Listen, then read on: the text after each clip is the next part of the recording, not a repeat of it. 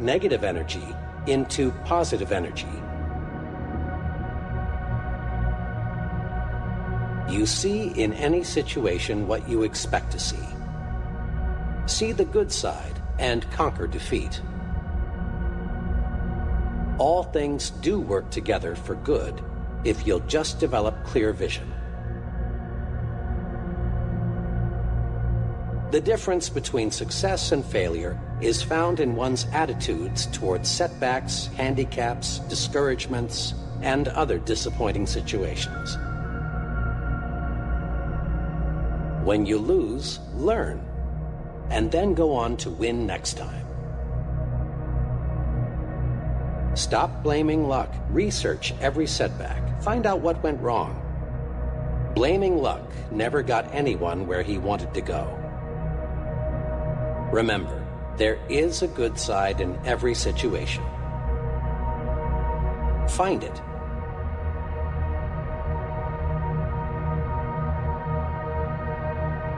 A goal is an objective, a purpose. A goal is more than a dream. It's a dream being acted upon. Nothing happens, no forward steps are taken until a goal is established. Without goals, individuals just wander through life. Goals are as essential to success as air is to life. No one ever stumbles into success without a goal. No one ever lives without air. Get a clear fix on where you want to go.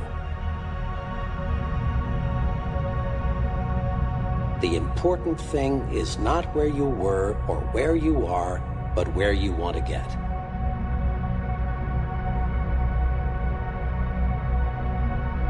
The only way to get full power, to develop full go force, is to do what you want to do. Surrender to desire and gain energy, enthusiasm, mental zip, and even better health. It's never too late to let desire take over.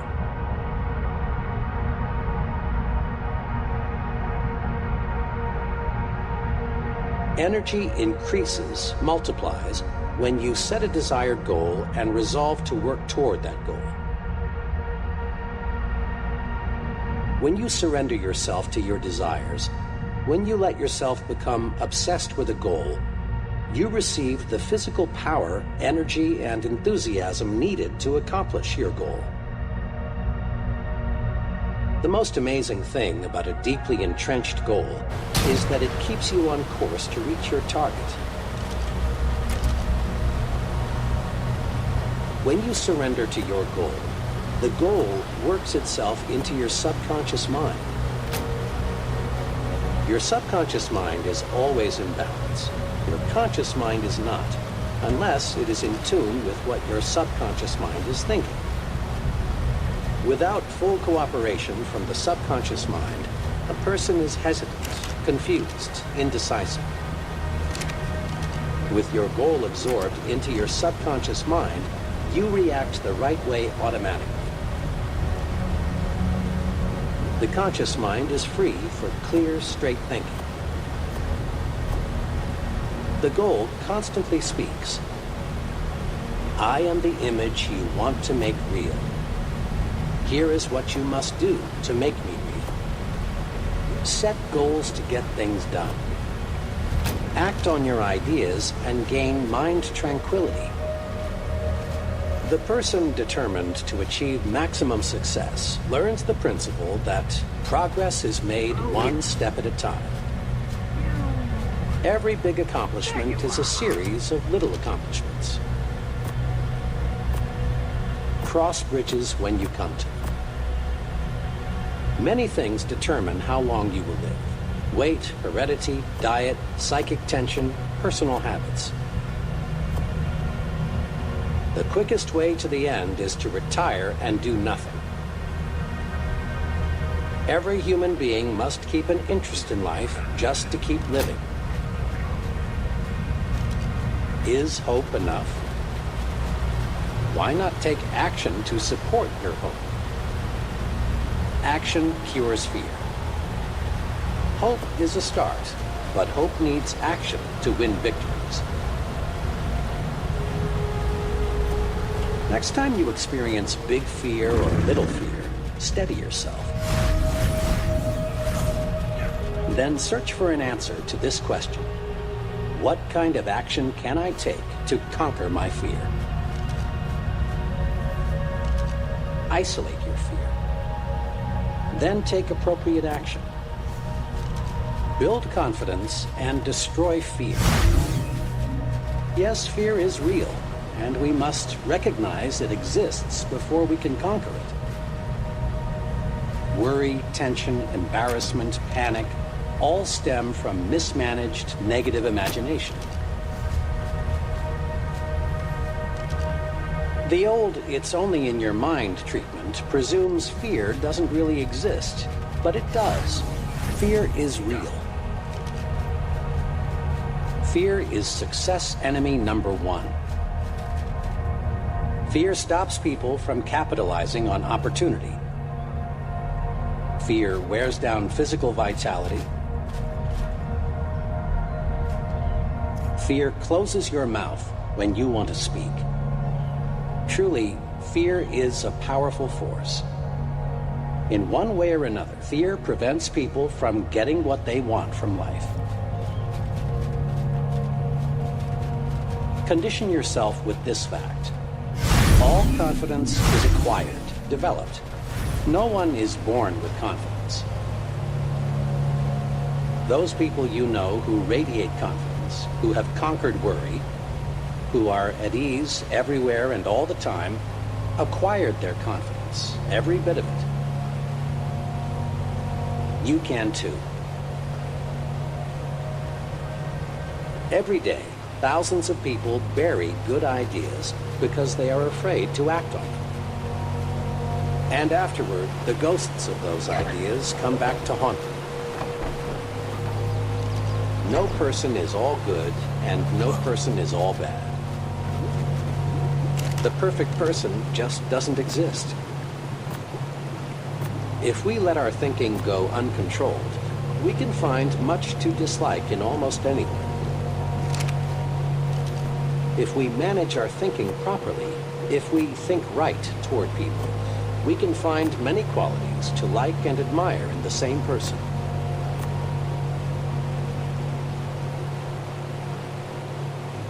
View it this way. Your mind is a mental broadcasting station. This broadcasting system transmits messages to you on two equally powerful channels. Channel P, positive, and Channel N, negative. Bear in mind that the longer you stay tuned to either Channel P or Channel N, the more interested you become and the harder it is to switch channels. This is true because one thought, positive or negative, sets off a whole chain reaction of similar thought. You own it, so manage your thought broadcasting station. When your thoughts turn to people, make Channel P your listening habit. If Channel N cuts in, say stop. Then switch channels. To make the switch, all you must do is think of one positive quality about the individual.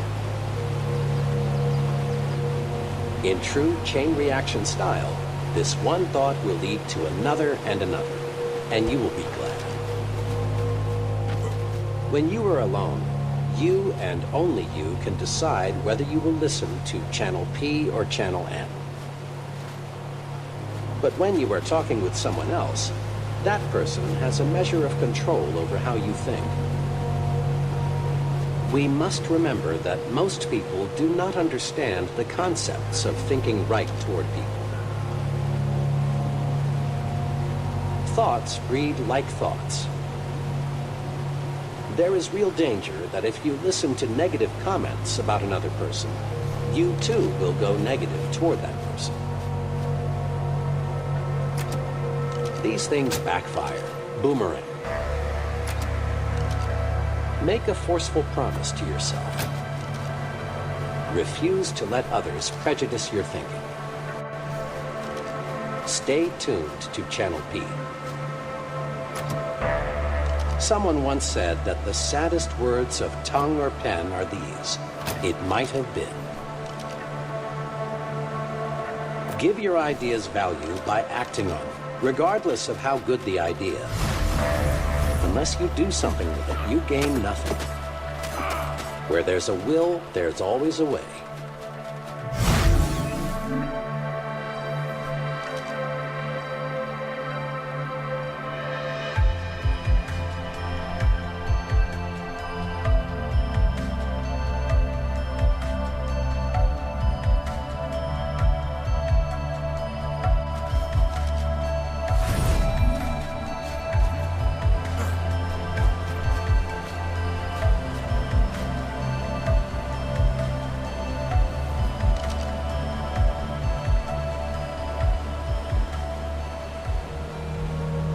To live is to suffer. To survive is to find meaning in the suffering. If there is a purpose in life at all, there must be a purpose in suffering and in dying. But no man can tell another what this purpose is.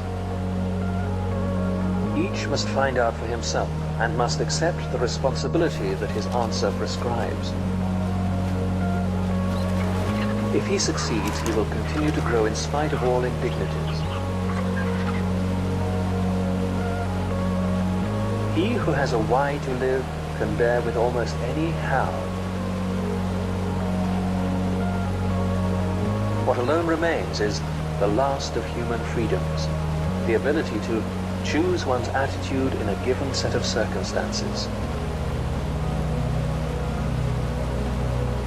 If someone now asked of us the truth of Dostoevsky's statement that flatly defines man as a being who can get used to anything, we would reply, yes, a man can get used to anything, but do not ask us how. Man's search for meaning is the primary motivation in his life, and not a secondary rationalization of instinctual drives.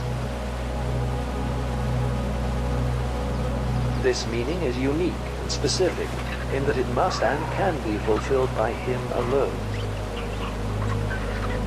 Only then does it achieve a significance which will satisfy his own will to meaning. There are some authors who contend that meanings and values are nothing but defense mechanisms, reaction formations, and sublimations. But as for myself, I would not be willing to live merely for the sake of my defense mechanisms, nor would I be ready to die merely for the sake of my reaction formations. Man, however, is able to live and even to die for the sake of his ideals and values. Man needs something for the sake of which to live. The existential vacuum is a widespread phenomenon of the 20th century. It may be due to a twofold loss which man has had to undergo since he became a truly human being. At the beginning of human history, man lost some of the basic animal instincts in which an animal's behavior is embedded. Man has suffered another loss in his more recent development, inasmuch as the traditions which buttressed his behavior are now rapidly diminishing. No instinct tells him what he has to do, and no tradition tells him what he ought to do. Sometimes he does not even know what he wishes to do. Instead, he either wishes to do what other people do, conformism, or he does what other people wish him to do, totalitarianism. The existential vacuum manifests itself mainly in a state of boredom. Now we can understand Schopenhauer when he said that mankind was apparently doomed to vacillate eternally between the two extremes of distress and boredom. Such widespread phenomena as depression, aggression, and addiction are not understandable unless we recognize the existential vacuum underlying them.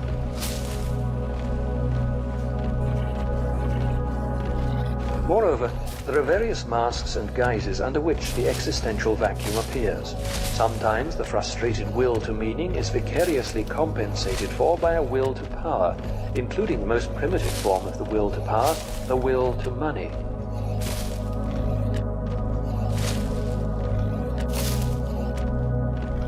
In other cases, the place of frustrated will to meaning is taken by the will to pleasure. That is why existential frustration often eventuates in sexual compensation. We can observe in such cases that the sexual libido becomes rampant in the existential vacuum. The meaning of life differs from man to man, from day to day, and from hour to hour. What matters, therefore, is not the meaning of life in general, but rather the specific meaning of a person's life at a given moment. To put the question in general terms would be comparable to the question posed to a chess champion. Tell me, master, what is the best move in the world? There simply is no such thing as the best, or even a good move, apart from a particular situation in a game. But the same holds for human existence. One should not search for an abstract meaning of life. Everyone has his own specific vocation or mission in life to carry out a concrete assignment which demands fulfillment. Therein he cannot be replaced, nor can his life be repeated.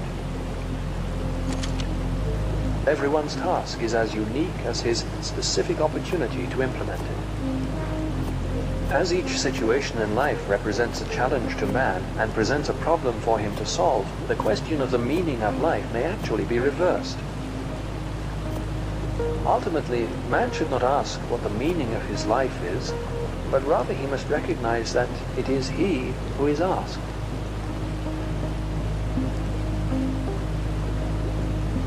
Each man is questioned by life, and he can only answer to life by answering for his own life. To life he can only respond by being responsible, the very essence of human existence. Live as if you were living already for the second time, and as if you had acted the first time as wrongly as you are about to act now. It seems to me that there is nothing which would stimulate a man's sense of responsibleness more than this maxim, which invites him to imagine first that the present is past, and second, that the past may yet be changed and amended. Such a precept confronts him with life's finiteness, as well as the finality of what he makes out of both his life and himself. By declaring that man is responsible and must actualize the potential meaning of his life, I wish to stress that the true meaning of life is to be discovered in the world rather than within man or his own psyche. Being human always points and is directed to something or someone other than oneself, be it a meaning to fulfill or another human being to encounter.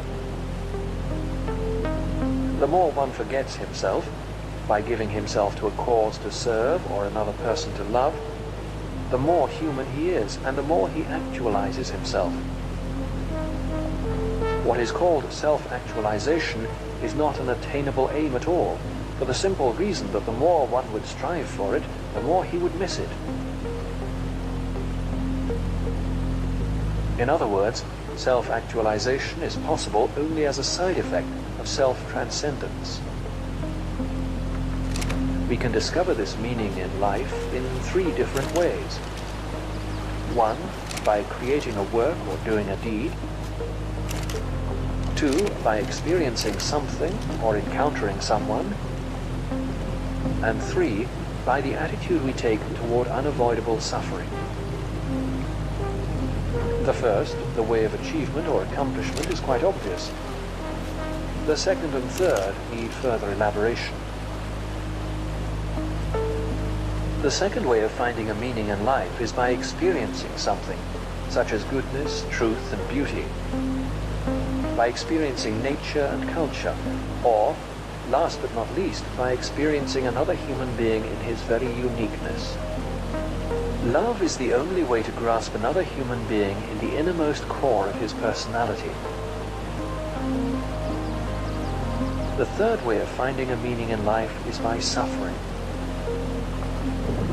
We must never forget that we may also find meaning in life even when confronted with a hopeless situation, when facing a fate that cannot be changed. For what then matters is to bear witness to the uniquely human potential at its best, which is to transform a personal tragedy into a triumph, to turn one's predicament into a human achievement. When we are no longer able to change a situation, we are challenged to change ourselves. Suffering ceases to be suffering at the moment it finds a meaning. Man's main concern is not to gain pleasure or to avoid pain, but rather to see a meaning in his life. That is why man is even ready to suffer, on the condition, to be sure, that his suffering has a meaning. To suffer unnecessarily is masochistic rather than heroic. He who has a why to live can bear with almost any how. There are situations in which one is cut off from the opportunity to do one's work or to enjoy one's life. But what never can be ruled out is the unavoidability of suffering. In accepting this challenge to suffer bravely, life has a meaning up to the last moment, and it retains this meaning literally to the end.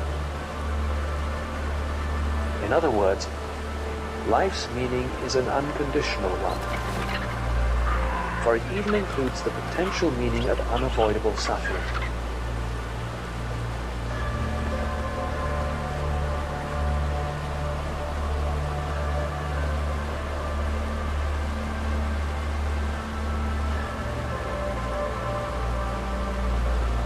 He who has a why to live can bear with almost any how.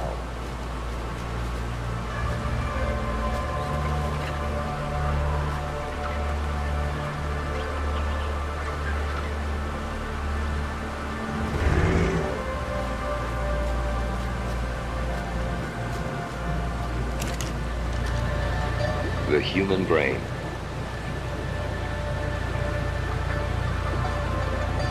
An amazingly complex and extraordinary electrical and chemical universe, composed of over 200 billion nerve cells, each individual in purpose and unique in function, each interweaving and joining to form an enchanted loom of over a quadrillion connections.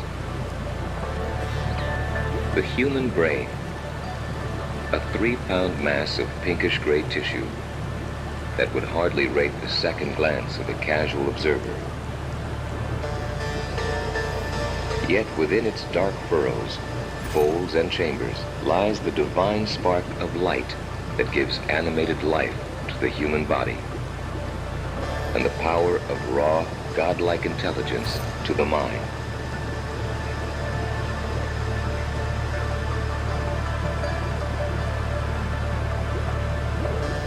The power that allows man to think, reason, and feel, comprehend, understand, and remember, desire, create, and achieve.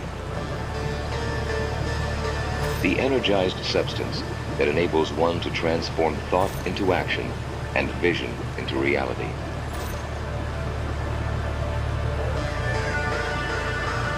The human brain is a high-powered optical processor that can quickly retrieve from its depths of memory any chosen amount of the billions of pieces of information that comes in through the eyes and senses during each waking second.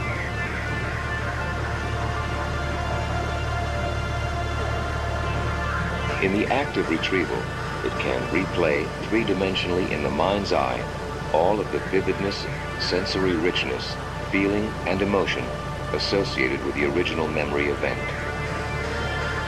This unique ability of the human brain to form rich, emotion-provoking visual images is what separates man from animal. It is this internal light of the mind, this language of the brain, which we call intelligence, creative power, and imagination.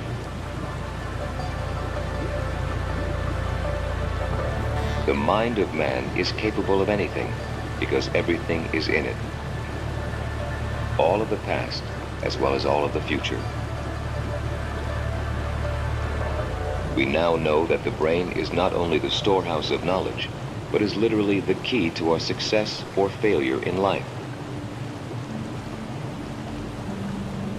Achieving our goals and our heart's desire is not determined primarily by outside influences, but by our own mind and the images we create and store within it.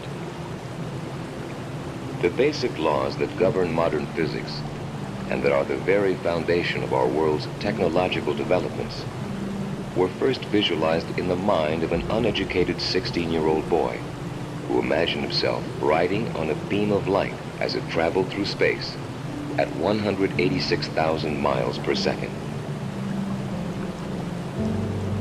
This young man, Albert Einstein, later clothed his sensory impressions of that imaginary ride through space in mathematical terms, formulating the theory of relativity.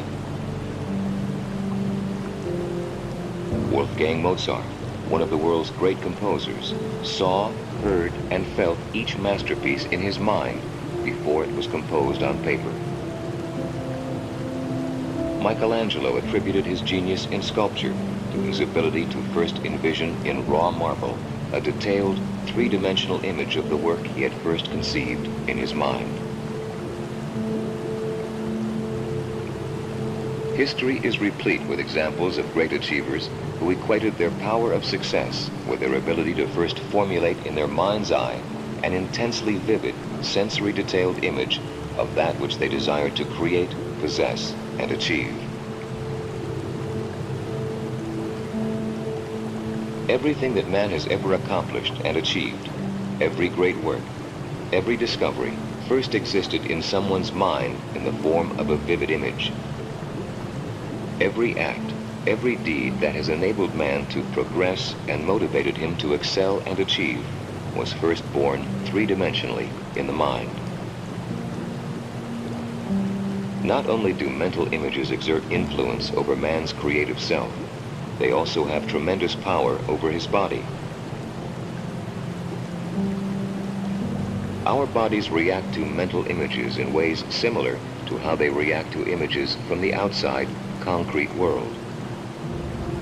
Edmund Jacobson, an American physiologist, has shown that if you can graphically picture yourself running, for example, feeling the strain of the muscles in your legs, feeling the blood rushing through your body to energize and nourish it, sensing your heart rate accelerating to maximum capacity, that during this imagery exercise alone, the muscles in your body will actually undergo subtle but measurable contractions comparable to the changes that occur during actual physical running.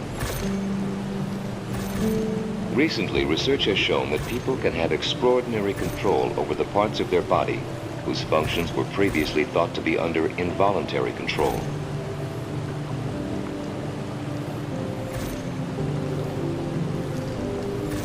Their ability to accomplish such feats were shown to be made up of vivid, sensory-enriched visualization. Many medical doctors have adapted the visualization technique for their disease-afflicted patients, having them picture themselves as healthy, disease-free individuals. These doctors often guide their patients into imagining that their white blood cells are white knights, attacking and destroying their diseases and malignancies. What energy force is it that transforms a vivid image held in our imaginations into concrete reality? Through advances in the brain sciences, physics, and mathematics, the age-old phenomenon of visualization can be easily explained and simply understood. You'll have the power to take full control of your life and have greater control of the circumstances around you. One cancer doctor has his patients visualize their cancer as chopped up hamburger meat and their white blood cells as dogs devouring and destroying the hamburger. Images held intently in the mind can literally affect every cell in the human body. Besides affecting our bodies, imagery has power over our lives and the opportunities made available for us to achieve our hopes and aspirations. Have you ever noticed that when you wake up with a cheerful disposition, with a positive attitude toward yourself and high expectations of the coming day, that your sensory impressions actually manifest themselves in the external world? A person who is sensitive to this cause and effect relationship feels intuitively that almost like magic, any pure image that he can hold in his mind will eventually manifest itself into a physical, concrete reality. Taking visualization and its power one step further, physicists have begun to study body energy and its effects on the world outside of the body. Numerous experiments have been conducted that clearly illustrate that visual images, embellished with the rich sensory detail of sound, touch, taste, smell, and fired with emotion, can produce measurable energy that directly affects objects in the physical world. The researchers also found that if the images were vague, lacking in detail and feeling, they possessed no power to impact upon matter. As a man thinketh in his heart, so is he. Positive and wishful thinking, artificial hype, and external motivation alone will not produce the power to change your internal and external world. Only thinking in your heart, heartfelt, sensory-inspired, three-dimensional visualization is the key to your power. If you can think in your heart, allowing yourself to make full contact with every one of your personal and professional aspirations, seeing them, hearing, touching, tasting, and smelling them, and sensing the strong emotions that accompany their ultimate fulfillment, you will burn them indelibly into your brain and nervous system and create a force internally and in the external world for their realization. The richer and more intense your dreams become, the better your chances for success. If an image we hold in our mind ultimately expresses itself in concrete reality, then each of us possesses the power of creation, the power to make of our lives that which we desire, the power to create a personal inner and outer world that is rich in purpose and content, a world that is laced with achievement and success. Vivid, sensory-rich visualization is the mechanism of this creation. The act of visualization and the resultant power that the image possesses to influence one's body, mind, and environment has mystified and intrigued mystics, philosophers, and poets throughout history.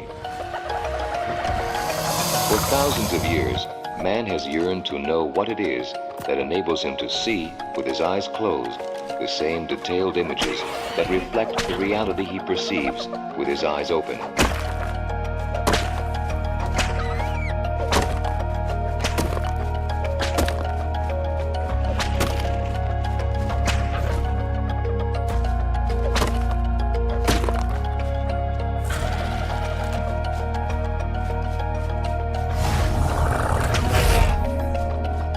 You'll be able to harness the same powers of body and mind that have inspired and guided all of the world's great achievers to high levels of personal and professional achievement.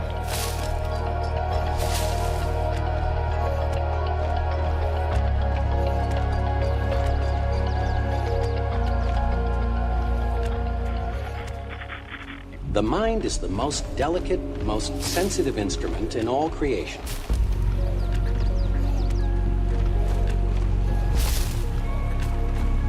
Through nutritional research, we've learned that the body reflects the diet fed the body.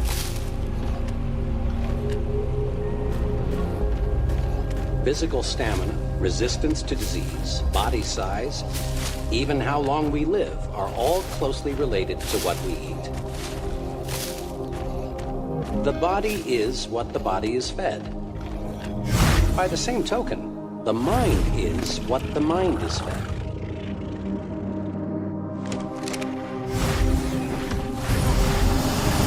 Mind food, of course, doesn't come in packages, and you can't buy it at the store.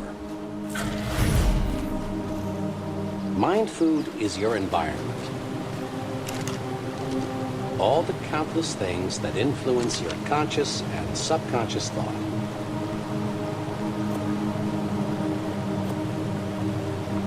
Each of us inherited a certain capacity to develop. But how much of that capacity we have developed and the way we have developed that capacity depends on the kind of mind food we feed it.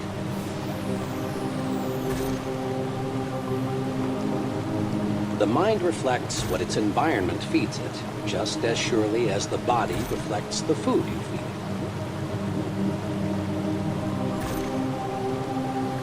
As the saying goes, you are a product of your environment. Mark it well. Environment shapes us, makes us think the way we do. Try to name just one habit or one mannerism you have that you did not pick up from other people. Relatively minor things, like the way we walk, cough, hold a cup. Our preferences for music, literature, entertainment, clothing, all stem in very large part from environment.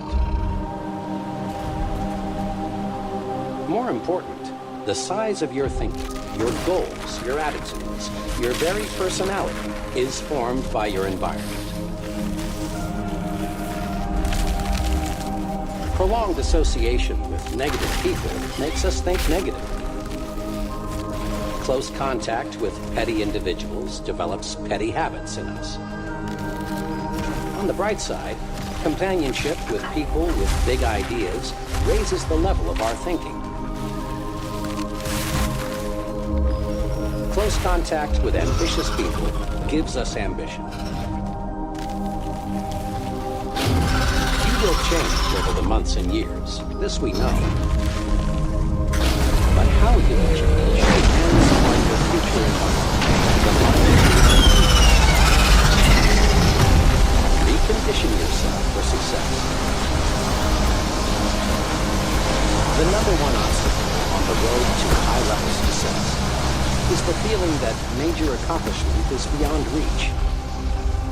This attitude stems from many, many suppressive forces that direct our thinking toward mediocre levels.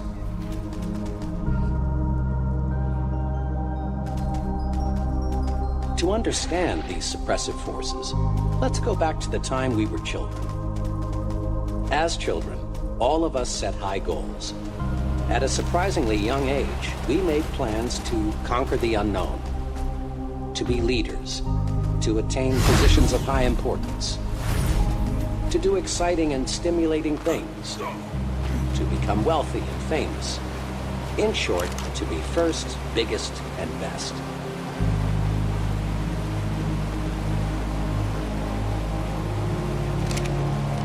And in our blessed ignorance, we saw our way clear to accomplish these goals. But what happened? Long before we reached the age when we could begin to work toward our great objectives, a multitude of suppressive influences went to work.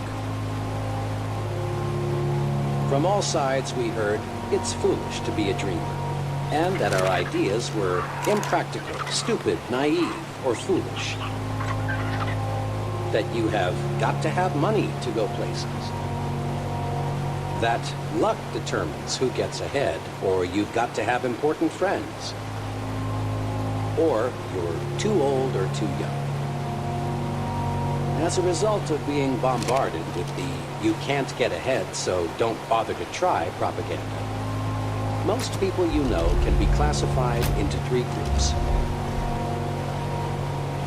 First group, those who surrendered completely.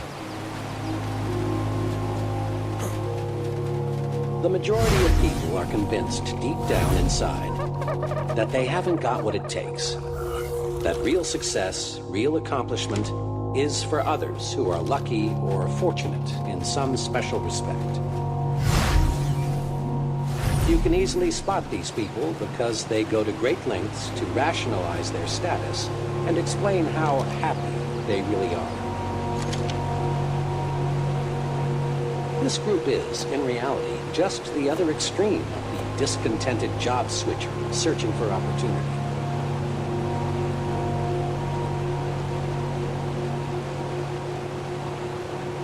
Rationalizing yourself into a rut, which incidentally has been described as a grave with both ends open, can be as bad as wandering aimlessly, hoping opportunity will somehow, someday, hit you in the face. Second group, those who surrendered partially. A second but much smaller group enters adult life with considerable hope for success. These people prepare themselves, they work, they plan. But after a decade or so, resistance begins to build up. This group then decides that greater success is not worth the effort. These people aren't satisfied because deep down they know they have surrendered. This group includes many talented, intelligent people who elect to crawl through life because they are afraid to stand up and run.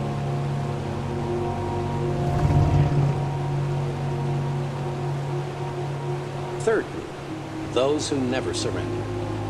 This group, maybe 2 or 3% of the total, doesn't let pessimism dictate, doesn't believe in surrendering to suppressive forces, doesn't believe in crawling. Instead, these people live and breathe success. This group is the happiest because it accomplishes the most. These people find life stimulating, rewarding, worthwhile.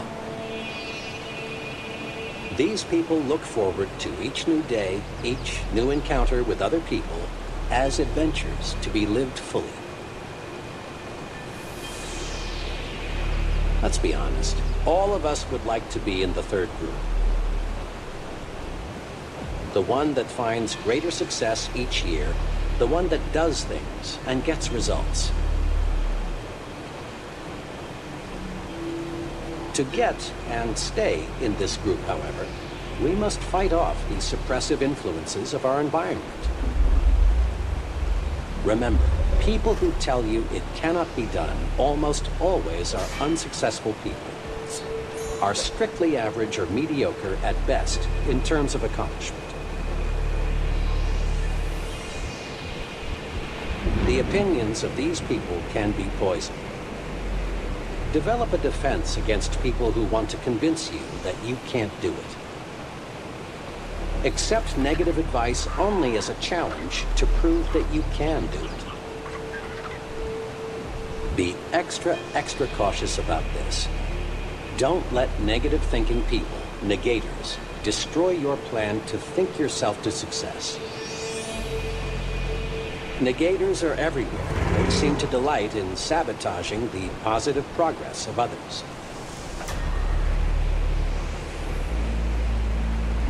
They feel inadequate themselves, so they want to make a mediocre person out of you.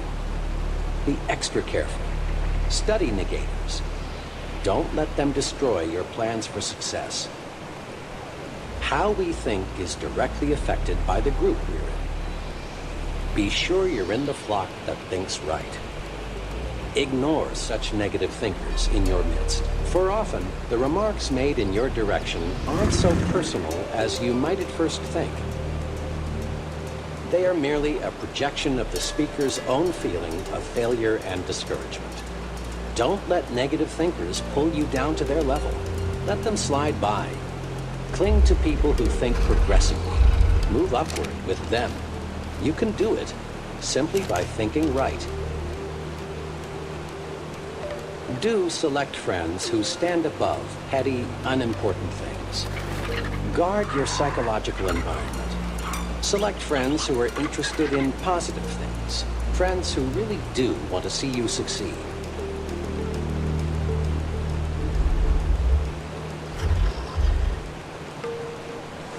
Remember, People who tell you it cannot be done almost always are unsuccessful people.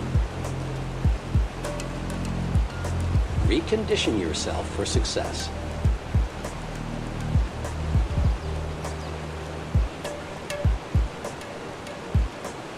Be environment conscious.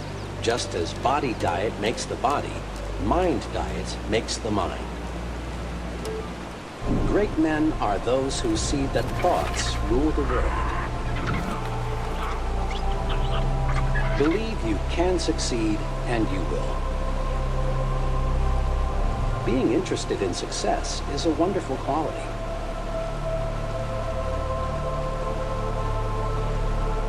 There is magic in thinking big. Not many people believe that they can move mountains. So, as a result, not many people do. On some occasion, you've probably heard someone say something like, "It's nonsense to think you can make a mountain move away just by saying, 'Mountain, move away.' It's simply impossible." People who think this way have belief confused with wishful thinking. And true enough, you can't wish away a mountain. But you can move a mountain with belief. You can win success by believing you can succeed. Belief, the "I'm positive I can" attitude, generates the power, skill, and energy needed to do. When you believe I can do it, the how to do it develops. The how to do it always comes to the person who believes he can do it. Belief, strong belief, triggers the mind to figure ways and means and how to. And believing you can succeed makes others place confidence in you. Most people do not put much stock in belief. Those who believe they can move mountains do. Those who believe they can't, cannot. Belief triggers the power to do. Actually, in these modern times, belief is doing much bigger things than moving mountains. The most essential element, in fact, the essential element in our space explorations today, is belief that space can be mastered. Without firm, unwavering belief that man can travel in space, our scientists would not have the courage, interest, and enthusiasm to proceed. Belief in great results is the driving force. Belief in success is the one basic, absolutely essential ingredient of successful people. Believe, really believe you can succeed, and you will. The "okay, I'll give it a try, but I don't think it will work" attitude produces failures. In a casual sort of way, the failure drops a remark like, "To tell the truth, I didn't think it would work," or "I had my misgivings before I even started out," or "Actually, I wasn't too surprised that it didn't work out." Disbelief is negative power. When the mind disbelieves or doubts, the mind attracts reasons to support the disbelief. Doubt, disbelief, the subconscious will to fail, the not really wanting to succeed, is responsible for most failures. Think doubt and fail. Think victory and succeed. Believe you can surpass. Believe you can go beyond. Those who harbor the second-best attitude are invariably second-best doers. Belief is the thermostat that regulates what we accomplish in life. Adjust your thermostat forward. A person is a product of his own thoughts. Launch your success offensive with honest, sincere belief that you can succeed. Believe big and grow big. Your mind is a thought factory. It's a busy factory, producing countless thoughts in one day. Production in your thought factory is under the charge of two foremen, one of whom we will call Mr. Triumph and the other Mr. Defeat. Mr. Triumph is in charge of manufacturing positive thoughts. He specializes in producing reasons why you can, why you're qualified, why you will. The other foreman, Mr. Defeat, produces negative, deprecating thoughts.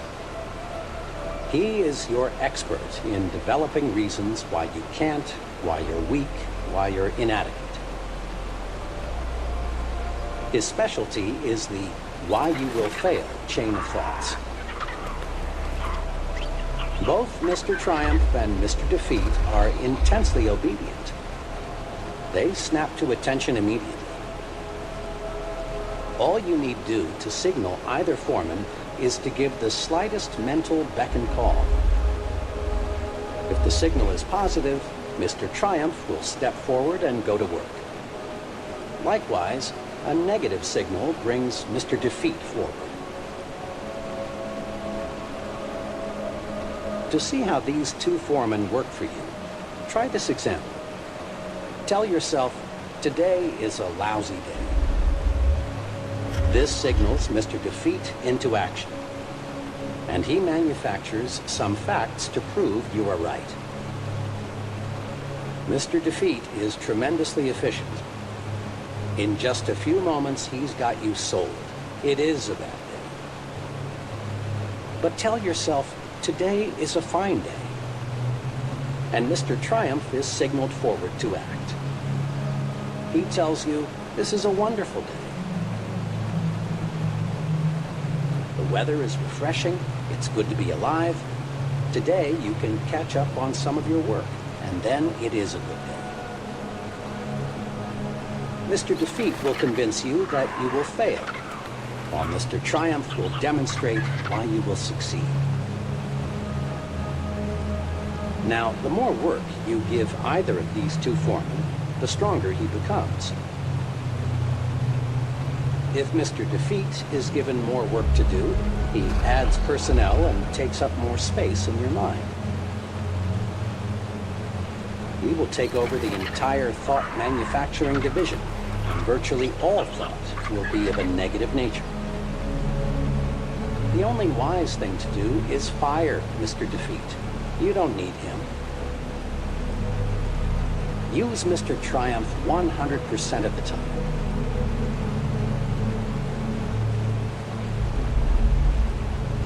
When any thought enters your mind, ask Mr. Triumph to go to work for you. He'll show you how you can succeed. Most people will continue to worry, to be afraid, to crawl through life, feeling unimportant, unappreciated, not able to do what they want to do.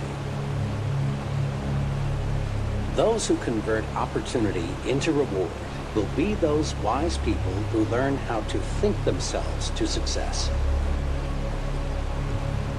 Walk in. The door to success is open wider than ever before. Think success. Don't think failure. When you face a difficult situation, think, I'll win. Not, I'll probably lose. When you compete with someone else, think, I'm equal to the best, not I'm outclassed. When opportunity appears, think, I can do it, never I can't. Let the master thought, I will succeed, dominate your thinking process. Thinking success conditions your mind to create plans that produce success. Thinking failure does the exact opposite. Failure thinking conditions the mind to think other thoughts that produce failure. Remind yourself regularly that you are better than you think you are. Never, yes, never sell yourself short. The size of your success is determined by the size of your belief. Think little goals and expect little achievements. Think big goals and win big success. Remember this too. Big ideas and big plans are often easier, certainly no more difficult, than small ideas and small plans. Great men are those who see that thoughts rule the world. Believe you can succeed, and you will.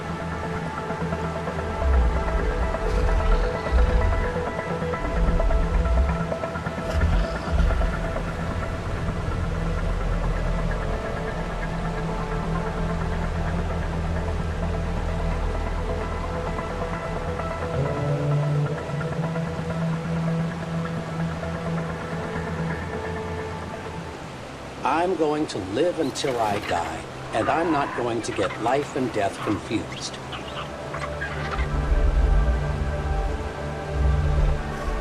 Cure yourself of excusitis, the failure disease.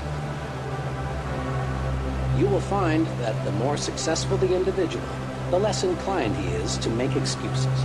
But the fellow who has gone nowhere and has no plans for getting anywhere always has a book full of reasons to explain why.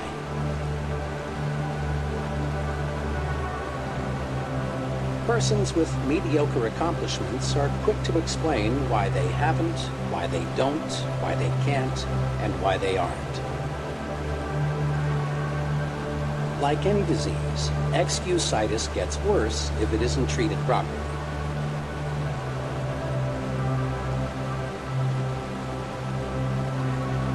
A victim of this thought disease goes through this mental process. I'm not doing as well as I should. What can I use as an alibi that will help me save face? Poor health, lack of education, too old, too young, bad luck, personal misfortune, the way my family brought me up.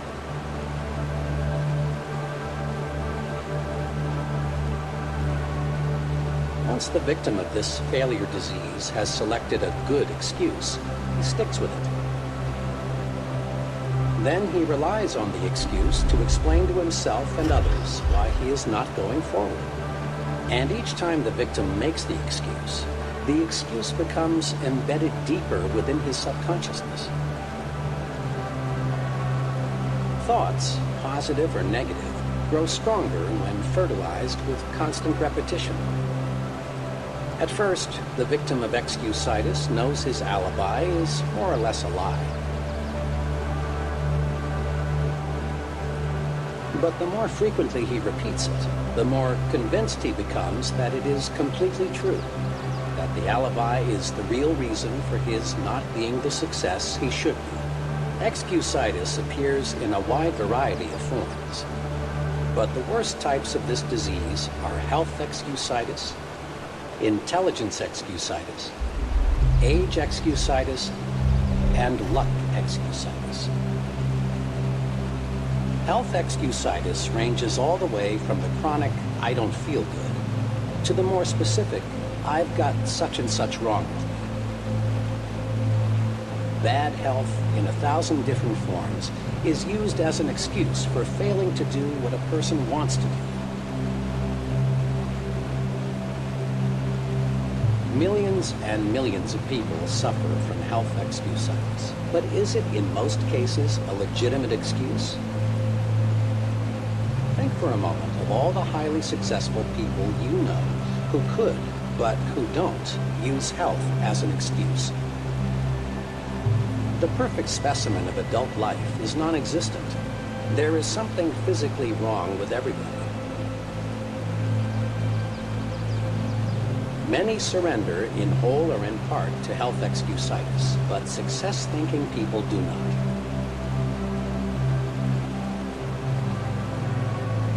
I'd resolve to live until I die. I'm going to live until I die, and I'm not going to get life and death confused. While I'm on this earth, I'm going to live. Every minute a person spends worrying about dying is just 1 minute that fellow might as well have been dead. Worry about it, and you may have real trouble. I'm not going to think myself to bed. Refuse to talk about your health. The more you talk about an ailment, even the common cold, the worse it seems to get.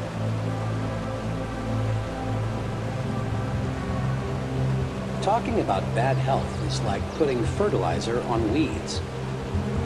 Success-minded people defeat the natural tendency to talk about their bad health. I always beg worriers to exercise some self-control.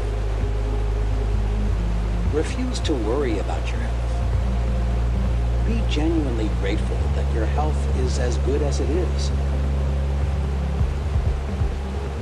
I felt sorry for myself because I had ragged shoes until I met a man who had no feet.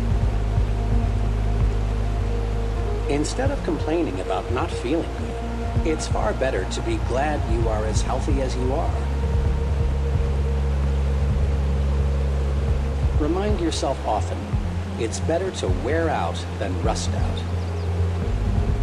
Life is yours to enjoy. Don't waste it. Intelligence excusitis, or I lack brains, is common.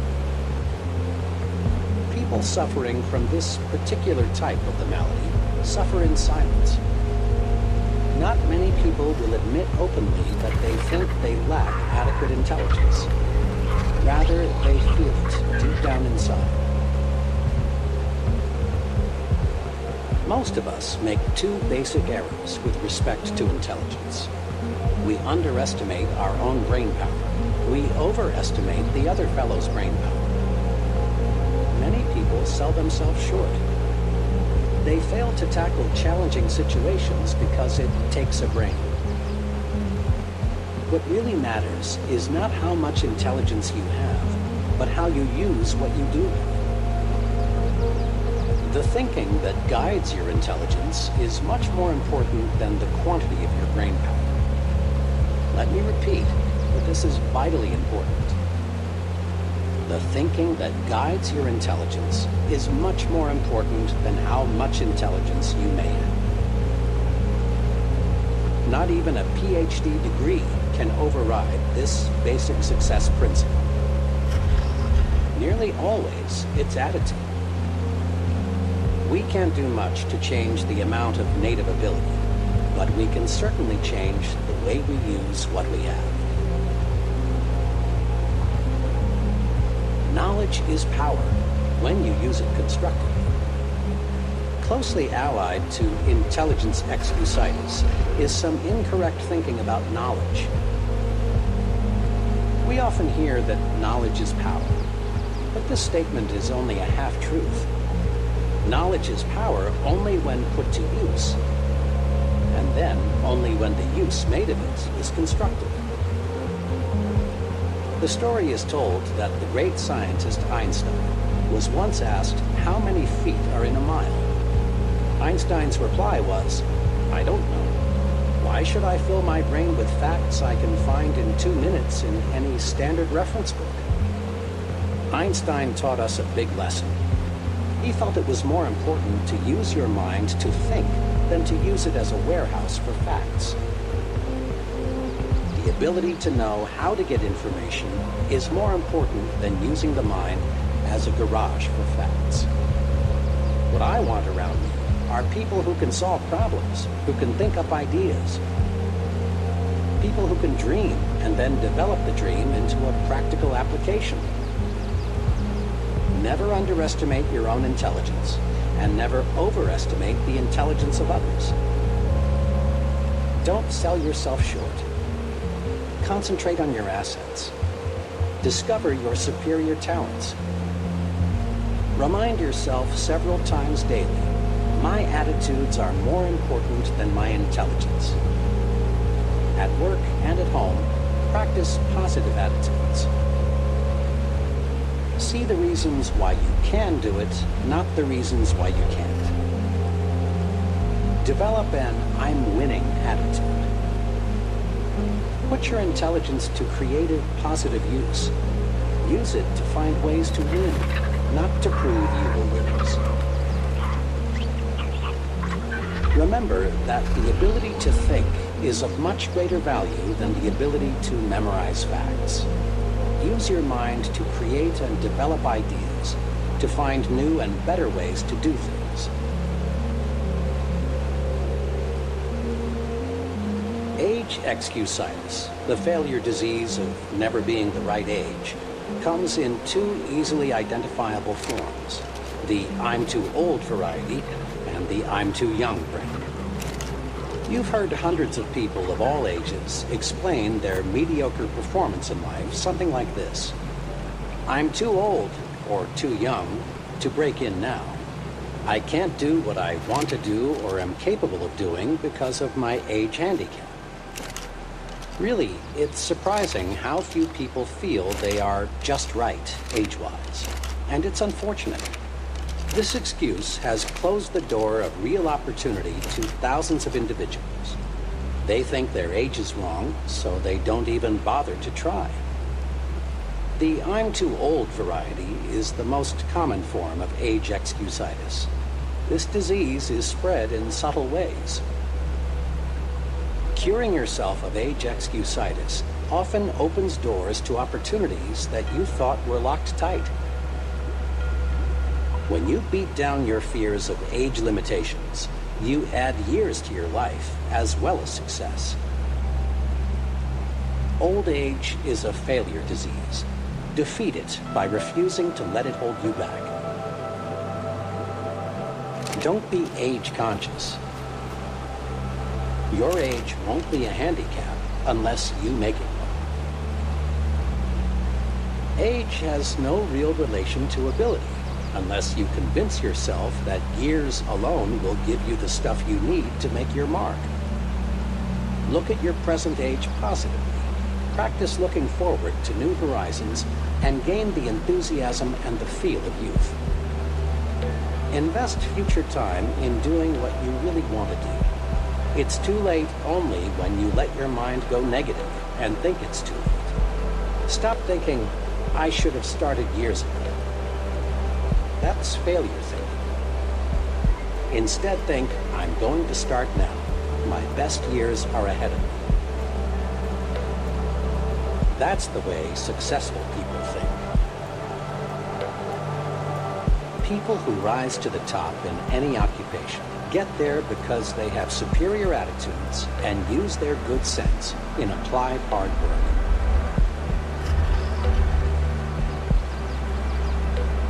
Don't be a wishful thinker. Don't waste your mental muscles dreaming of an effortless way to win success. We don't become successful simply through luck. Success comes from doing those things and mastering those principles that produce success.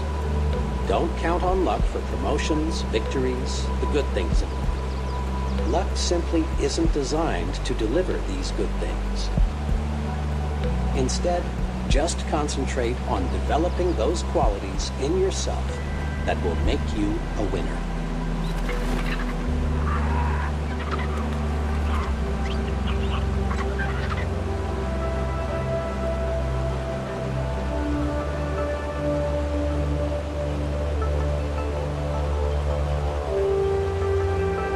I'm going to live until I die, and I'm not going to get life and death confused.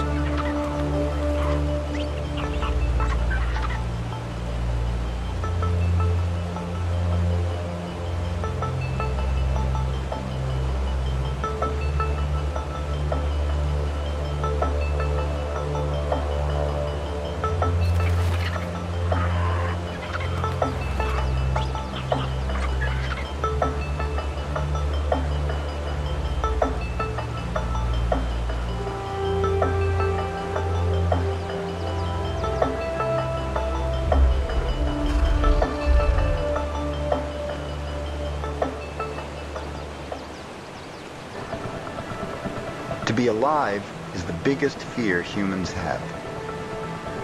Death is not the biggest fear we have. Our biggest fear is taking the risk to be alive and to express what we really are. just being ourself is the biggest fear of humans.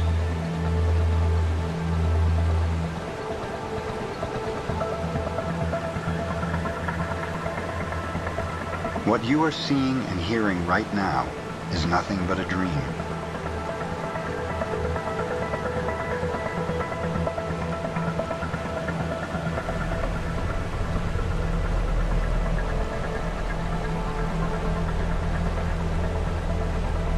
You're dreaming right now in this moment. You're dreaming with the brain awake. Dreaming is the main function of the mind.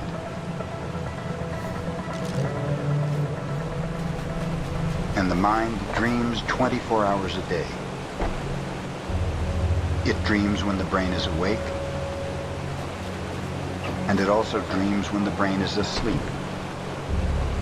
The difference is that when the brain is awake, there is a material frame that makes us perceive things in a linear way.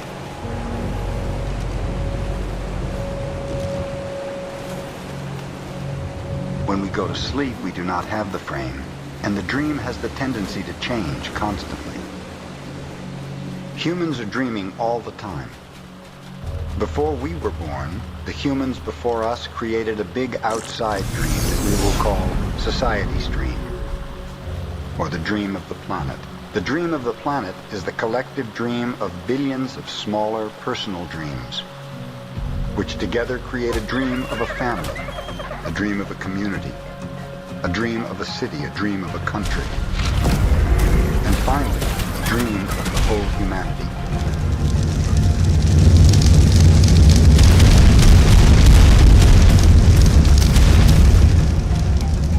The dream of the planet includes all of society's rules, its beliefs, its laws, its religions, its different cultures and ways to be, its governments, schools, social events, and holidays. We are born with the capacity to learn how to dream. And the humans who live before us teach us how to dream the way society dreams. The outside dream has so many rules that when a new human is born, we hook the child's attention and introduce these rules into his or her mind.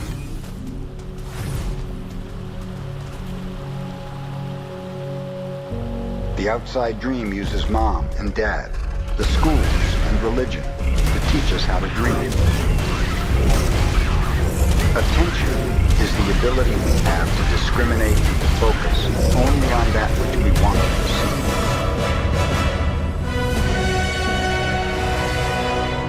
We can perceive millions of things simultaneously, but using our attention, we can hold whatever we want to perceive in the foreground of our mind. The adults around us hooked our attention and put information into our minds through repetition. That is the way we learned everything we know.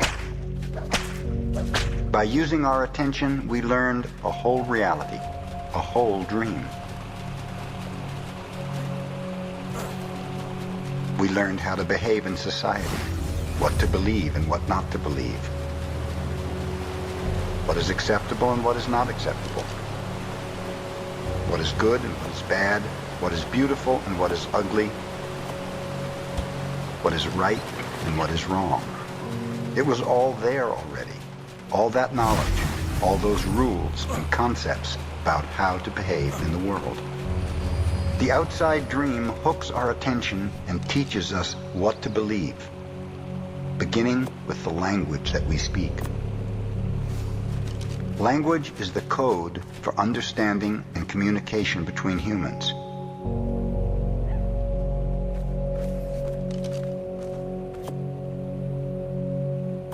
Every letter, every word in each language is an agreement.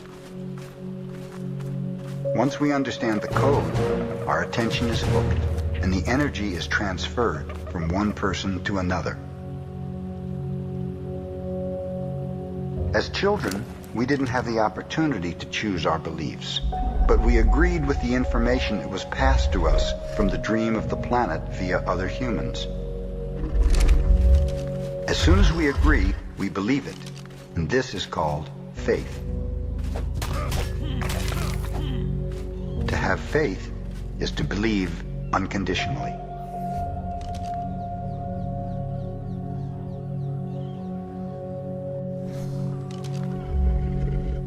That's how we learn as children. Children believe everything adults say.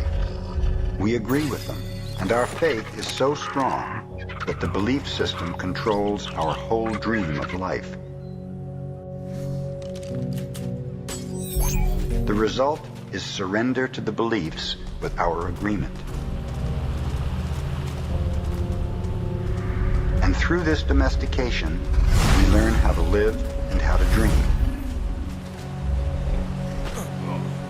In human domestication, the information from the outside dream is conveyed to the inside dream, creating our whole belief system.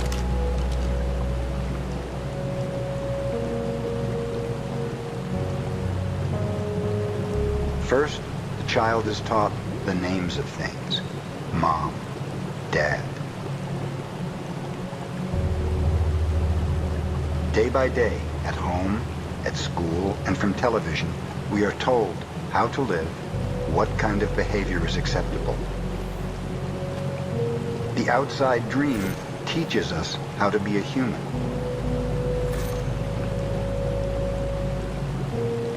And we also learn to judge. We judge ourselves, we judge other people, we judge the neighbors.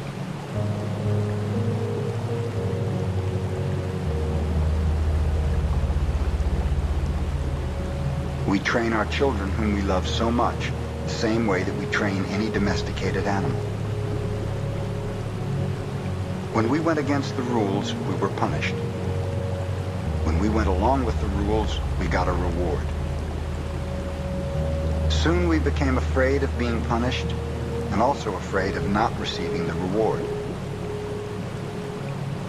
With that fear of being punished and that fear of not getting the reward, we start pretending to be what we are not, just to please others, just to be good enough for someone else.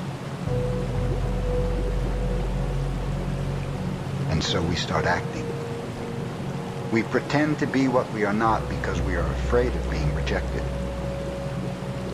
The fear of being rejected becomes the fear of not being good enough.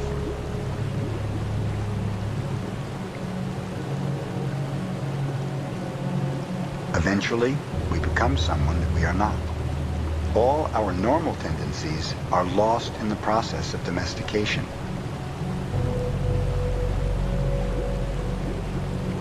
The domestication is so strong that at a certain point in our life we no longer need anyone to domesticate us.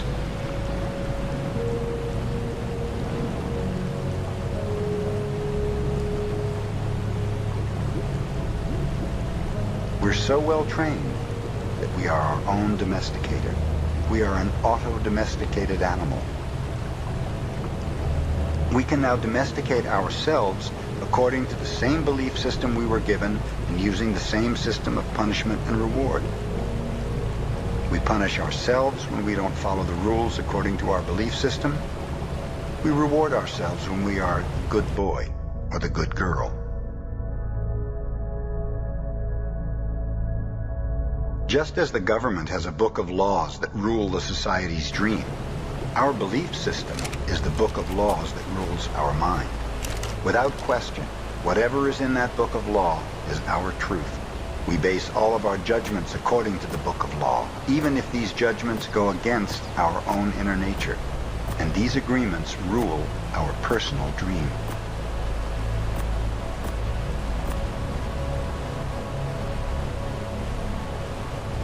There's something in our minds that judges everybody and everything. The inner judge uses what is in our book of law to judge everything we do and don't do, everything we think and don't think, and everything we feel and don't feel. Everything lives under the tyranny of this judge. Every time we do something that goes against the book of law, the judge says we are guilty. We need to be punished. we should be ashamed.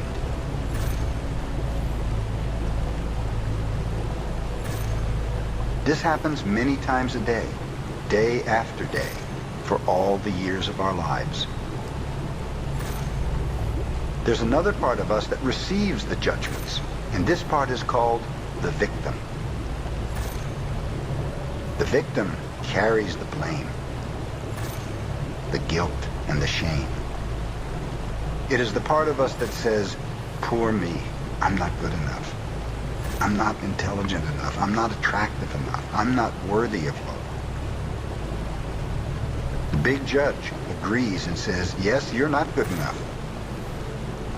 And this is all based on a belief system that we never chose to believe. These beliefs are so strong that even years later, when we're exposed to new concepts and try to make our own decisions, we find that these beliefs still control our lives. Whatever goes against the book of law will make you feel a funny sensation in your solar plexus, and it's called fear. Breaking the rules in the book of law opens your emotional wounds. And your reaction is to create emotional poison, because even if the book of law is wrong, it makes you feel safe.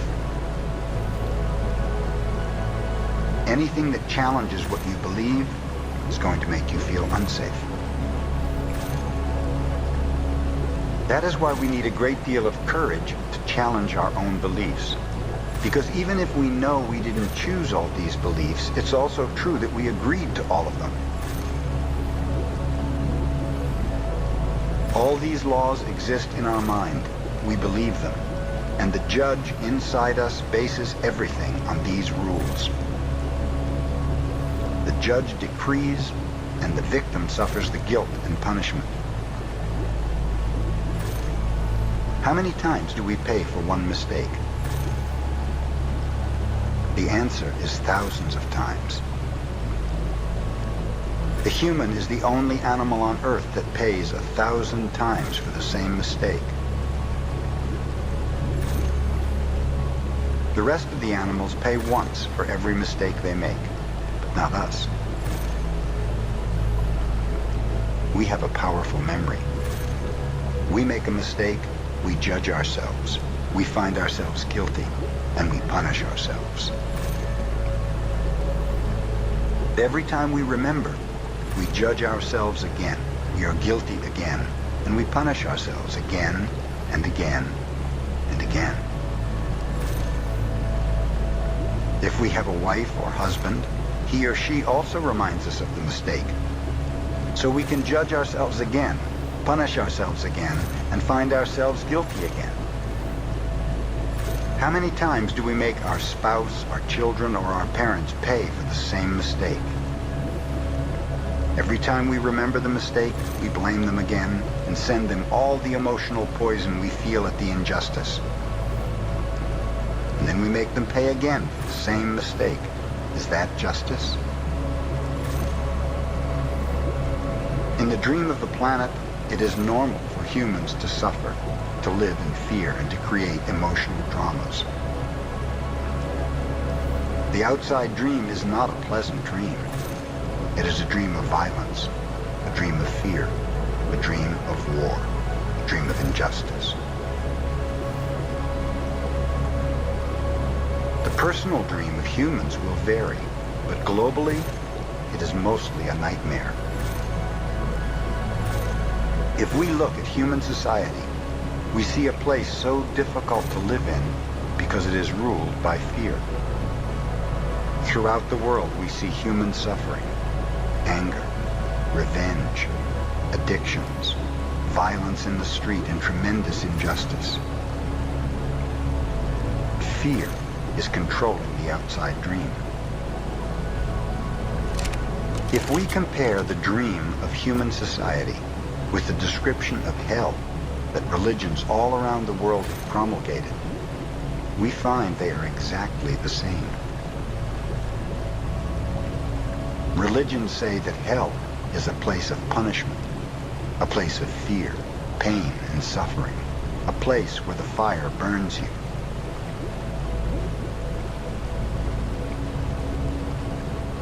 Whenever we feel the emotions of anger, jealousy, envy, or hate, we experience a fire burning within us. We are living in a dream of hell. If you consider hell as a state of mind, then hell is all around us.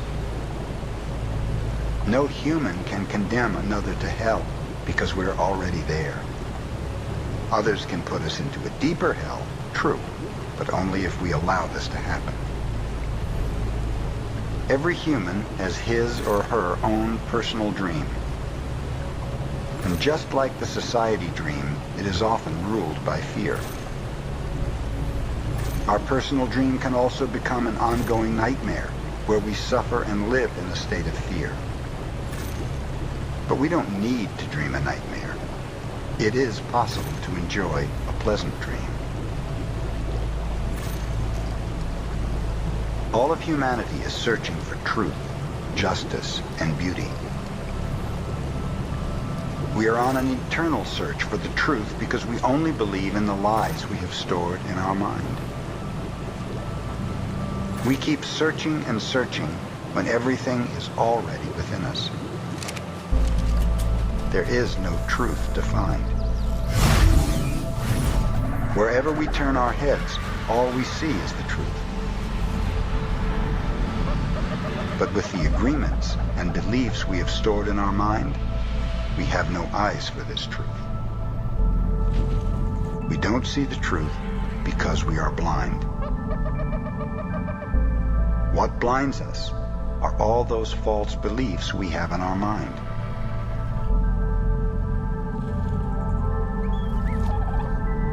It is as if we live in the middle of a fog that doesn't let us see any further than our own nose. This fog is our personal dream of life. Everything we believe about ourselves and the world, all the concepts we have about what we are, all the agreements we have made with others, with ourselves. During the process of domestication, we form an image of what perfection is in order to try to be good enough, in order to be accepted by everybody. But we don't fit this image. We create this image, but this image is not real. We reject ourselves.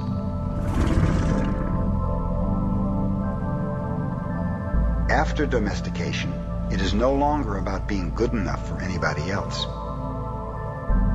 We are not good enough for ourselves because we don't fit with our own image of perfection.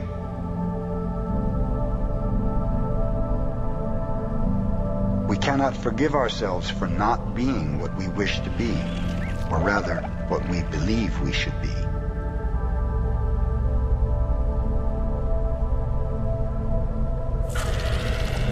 We cannot forgive ourselves for not being perfect.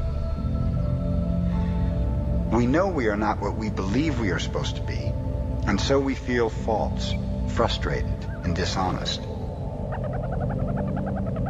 We try to hide ourselves and we pretend to be what we are not. The result is that we feel unauthentic and wear social masks to keep others from noticing this. We judge others according to our image of perfection as well, and naturally, they fall short of our expectations. We dishonor ourselves just to please other people. We even do harm to our physical bodies just to be accepted by others. Humans punish themselves endlessly for not being what they believe they should be. They become very self-abusive, and they use other people to abuse themselves as well.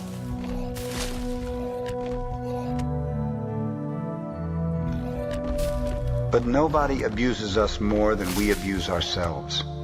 And it is the judge, the victim, and the belief system that make us do this. The way we judge ourselves is the worst judge that ever existed. In your whole life, nobody has ever abused you more than you have abused yourself. And the limit of your self-abuse is exactly the limit that you will tolerate from someone else.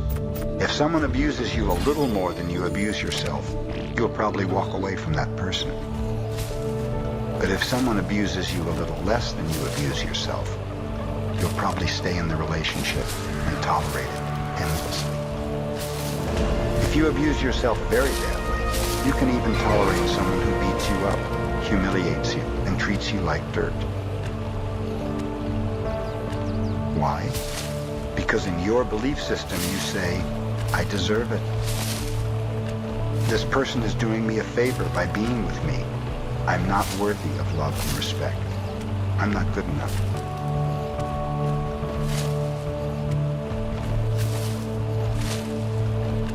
The more self-love we have, the less we will experience self-abuse. Self-abuse comes from self-rejection. And self-rejection comes from having an image of what it means to be perfect and never measuring up to that ideal. Our image of perfection is the reason we reject ourselves. It is why we don't accept ourselves the way we are, and why we don't accept others the way they are.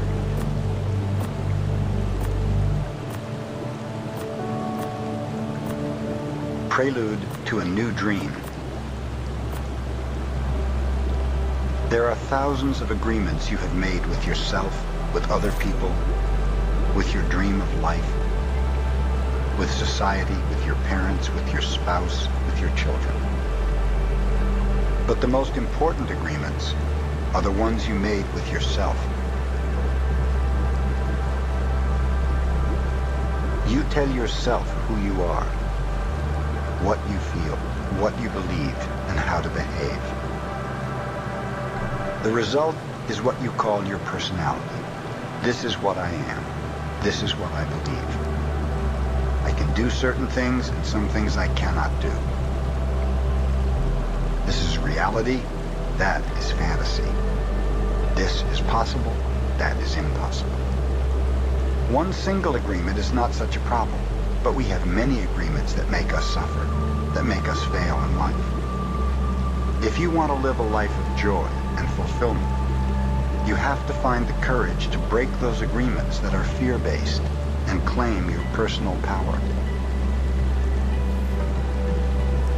The agreements that come from fear require us to expend a lot of energy. But the agreements that come from love help us to conserve energy and even gain extra energy. Each of us is born with a certain amount of personal power that we rebuild every day after we rest.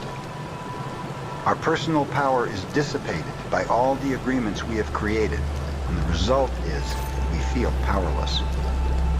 We have just enough power to survive each day, because most of it is used to keep the agreements that trap us in the dream of the planet. How can we change the entire dream of our life when we have no power to change even the smallest agreement? If we can see that our agreements rule our life, and we don't like the dream of our life, we need to change our agreements. Each time you break an agreement, all the power you used to create it returns to you. The transformation in your life will be amazing. You will see the drama of hell disappear right before your eyes. Instead of living in a dream of hell, you will be creating a new dream.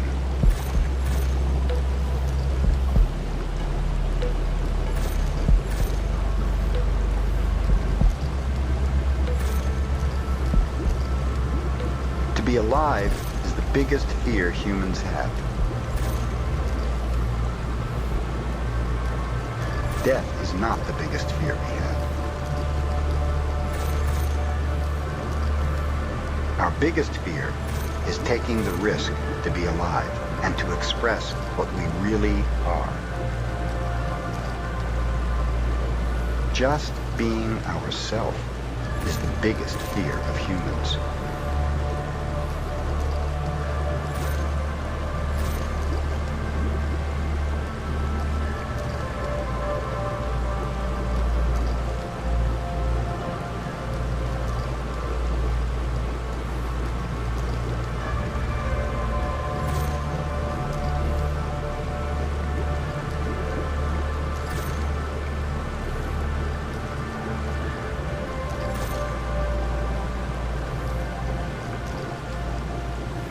Be impeccable with your word.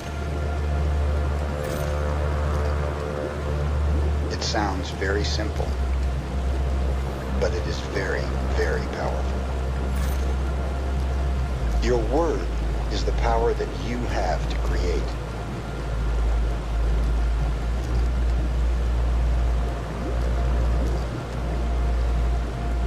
Through the word you express your creative power. It is through the word that you manifest everything.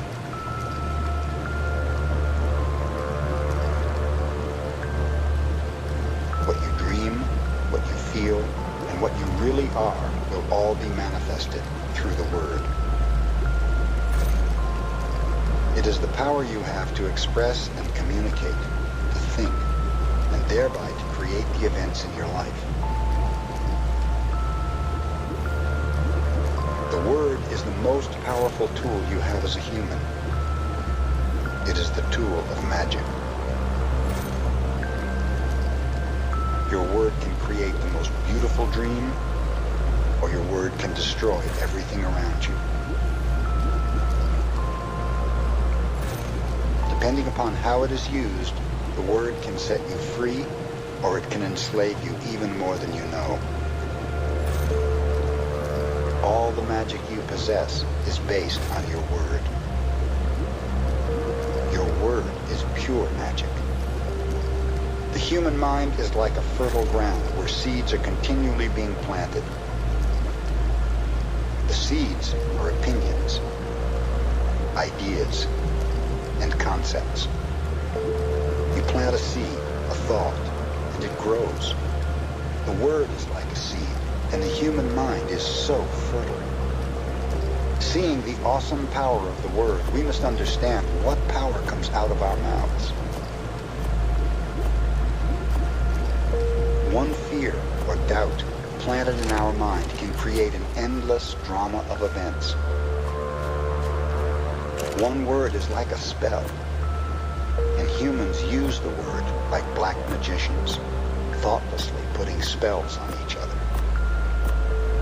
Every human is a magician, and we can either put a spell on someone with our word, or we can release someone from a spell. We cast spells all the time with our opinions. During our domestication, our parents and siblings gave their opinions about us without even thinking. We believed these opinions, and we lived in fear over these opinions.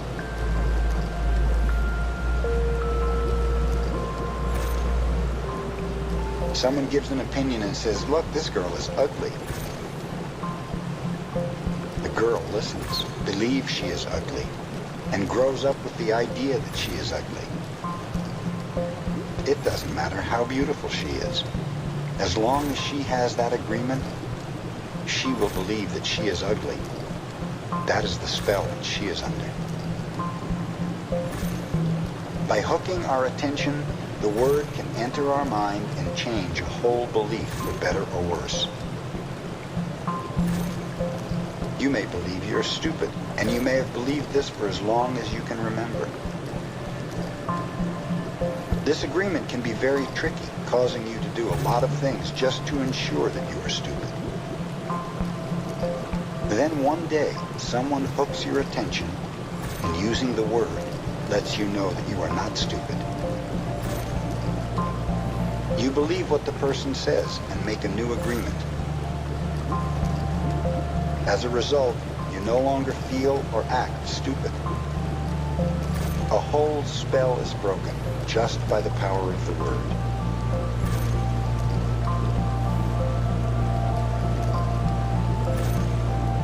Conversely, if you believe you are stupid, and someone hooks your attention and says, yes, you are really the most stupid person I have ever met, the agreement will be reinforced, become even stronger.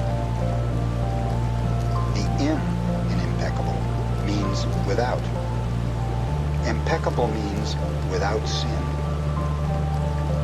Religions talk about sin and sinners, but let's understand what it really means to sin.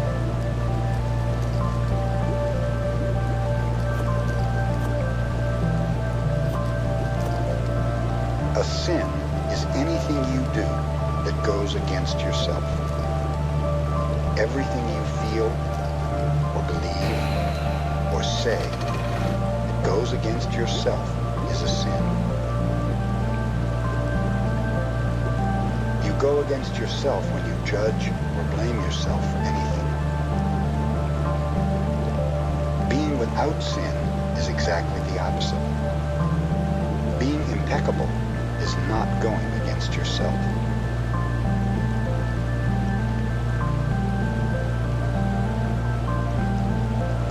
When you are impeccable, you take responsibility for your actions, but you do not judge or blame yourself. The whole concept of sin changes from something moral or religious to something common sense. Sin begins with rejection of yourself. Self-rejection is the biggest sin that you commit.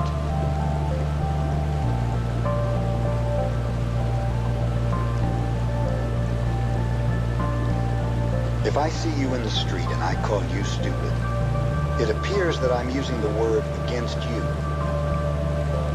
But really I'm using my word against myself. Because you're going to hate me for this. And your hating me is not good for me.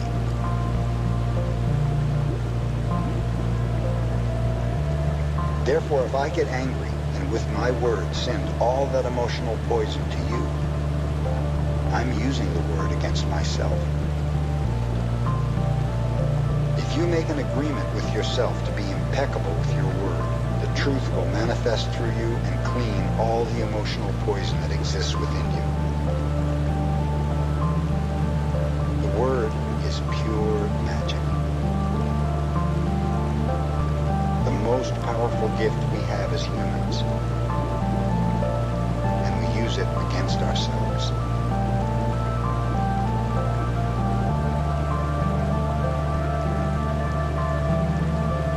Misuse of the word is how we pull each other down and keep each other in a state of fear and doubt.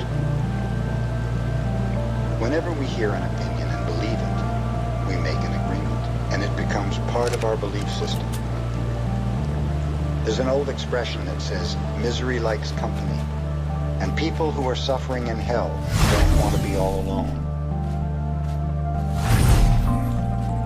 Using the analogy of the human mind as a computer, gossip can be compared to a computer virus. A computer virus is a piece of computer language written in the same language all the other codes are written in, but with a harmful intent. This code is inserted into the program of your computer when you least expect it. Imagine that every single time others gossip to you, they insert a computer virus into your mind, causing you to think a little less clearly every time. Then imagine that in an effort to clean up your own confusion and get some relief from the poison, you gossip and spread these viruses to someone else. When we see the world through a computer virus, it is easy to justify the cruelest behavior. What we don't see is that misuse of our word is putting us deeper into hell.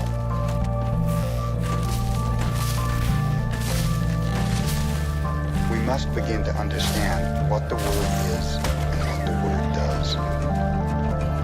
You begin to see all the changes that can happen in your life. First, in the way you deal with yourself. Later, in the way you deal with other people.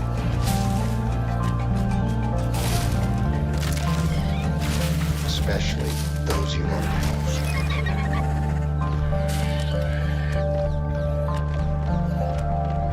Any emotional poison will eventually be cleaned from our mind and from our communication and our personal relationships.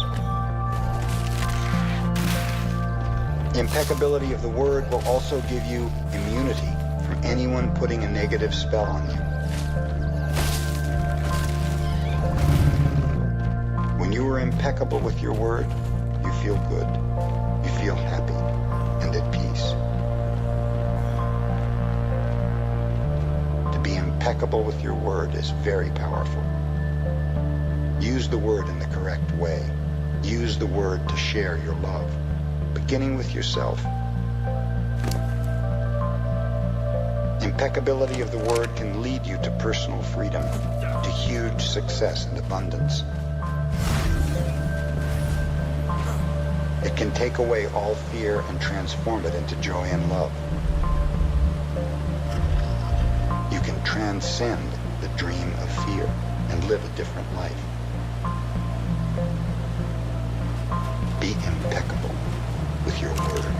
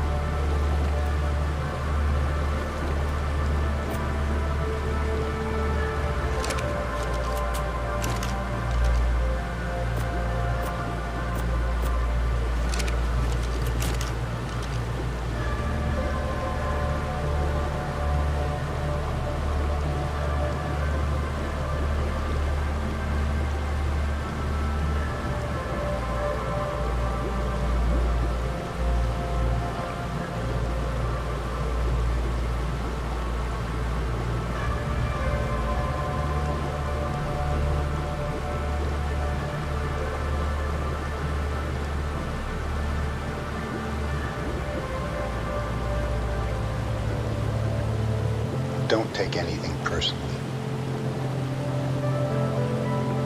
Whatever happens around you, don't take it personally. You take it personally because you agree with whatever was said. As soon as you agree, the poison goes through you.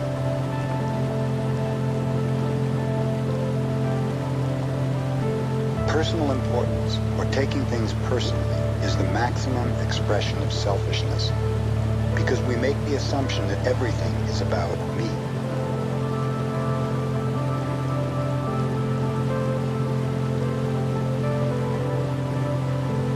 During the period of our education or our domestication, we learn to take everything personally.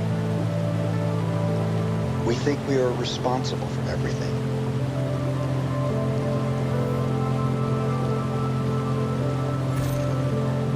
Nothing other people do is because of you.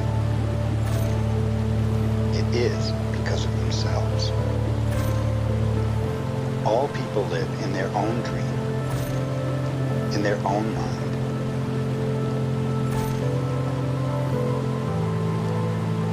They are in a completely different world from the one we live in. Even when a situation seems so personal, even if others insult you directly, it has nothing to do with you.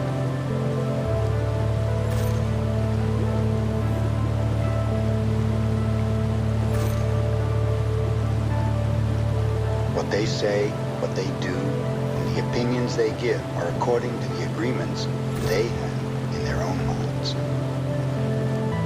Their point of view comes from all the programming they received during domestication. Taking things personally makes you easy prey for these predators, black magicians. They can hook you easily with one little opinion and feed you whatever poison they want, and because you take it personally, you eat it up. You eat all their emotional garbage. Now it becomes your garbage. But if you do not take things personally, you are immune in the middle of hell.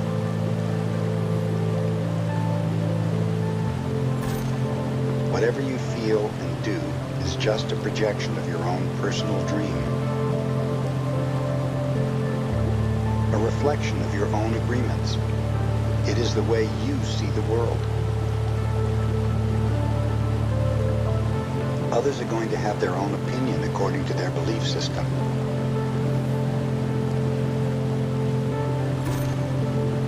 You may even tell me, hey, what you're saying is hurting me. But it is not what I am saying that is hurting you. It is that you have wounds that I touch by what I have said. You are hurting yourself. There is no way that I can take this personally. Not because I don't believe in you or don't trust you, but because I know that you see the world with different eyes. With your eyes. You create an entire picture or movie in your mind. And in that picture, you are the director. You are the producer. You are the main actor or actress. Everyone else is a secondary actor or actress. It is your movie.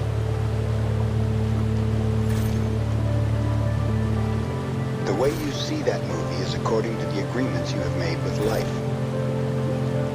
Your point of view is something personal to you. It is no one's truth but yours. Whatever people do, feel, think, or say, don't take it personally. If they tell you how wonderful you are, they're not saying that because of you. You know you're wonderful. It is not necessary to believe other people who tell you that you're wonderful. Don't take anything personally. Even if someone got a gun and shot you in the head, it was nothing personal. Even at that extreme. Even the opinions you have about yourself are not necessarily true. Therefore, you don't need to take whatever you hear in your own mind personally. All of those agreements we have made are not necessarily compatible with each other. Every agreement is like a separate living being with its own personality.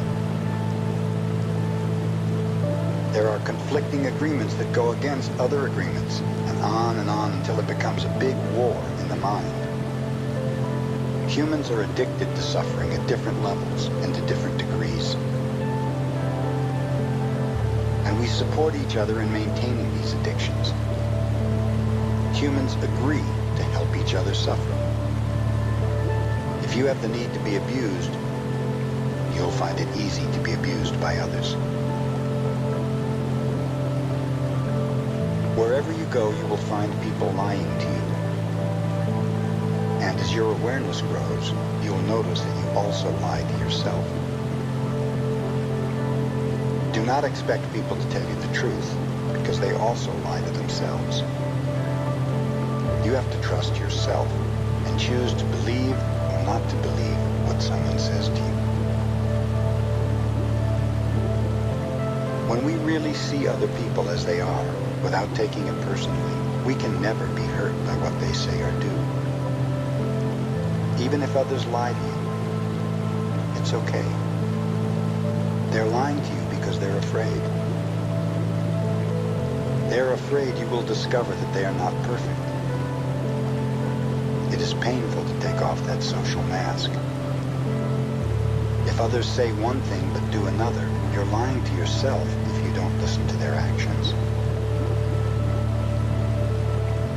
But if you're truthful with yourself, you'll save yourself a lot of emotional pain.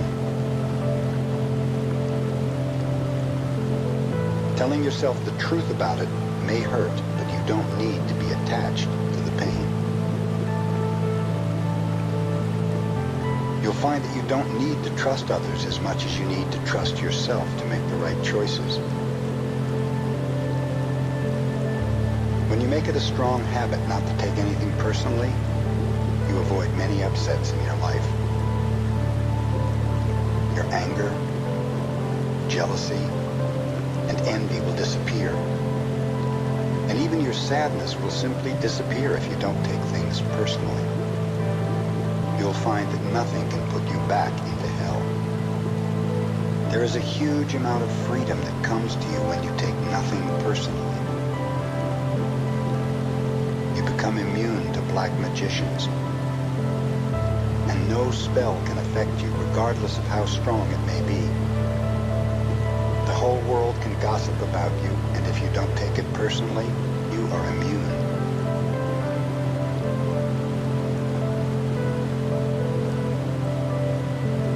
Someone can intentionally send emotional poison, and if you don't take it personally, you will not eat it. When you don't take the emotional poison, it becomes even worse in the sender, but not in you. Taking nothing personally helps you to break many habits and routines that trap you in the dream of hell and cause needless suffering.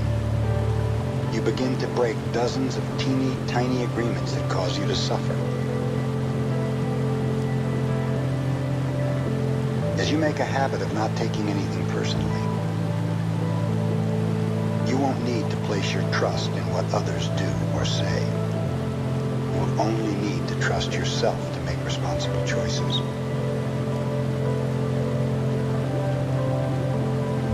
When you truly understand this and refuse to take things personally, you can hardly be hurt by the careless comments or actions of others.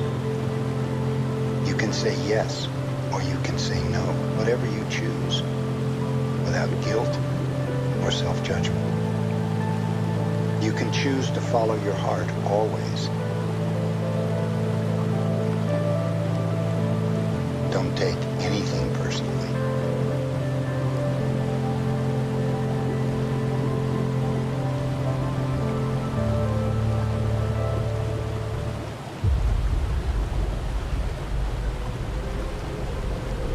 The new dream.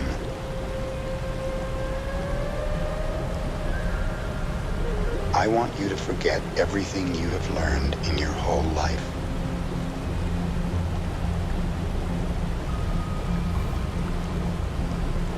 This is the beginning of a new understanding,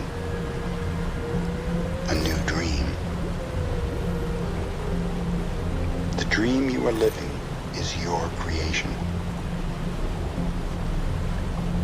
It is your perception of reality that you can change at any time.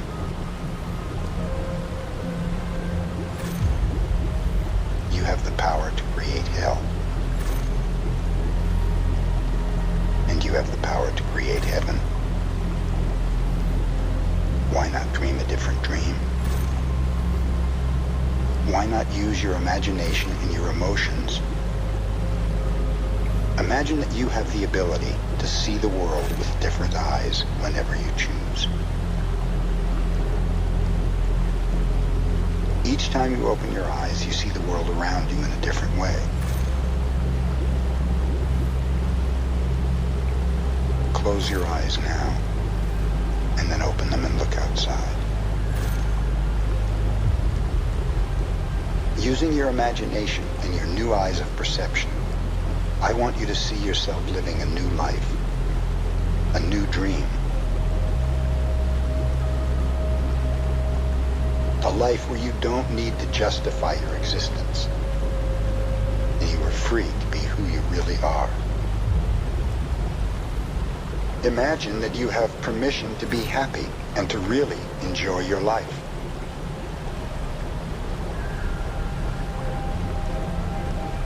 Your life is free of conflict with yourself and with others.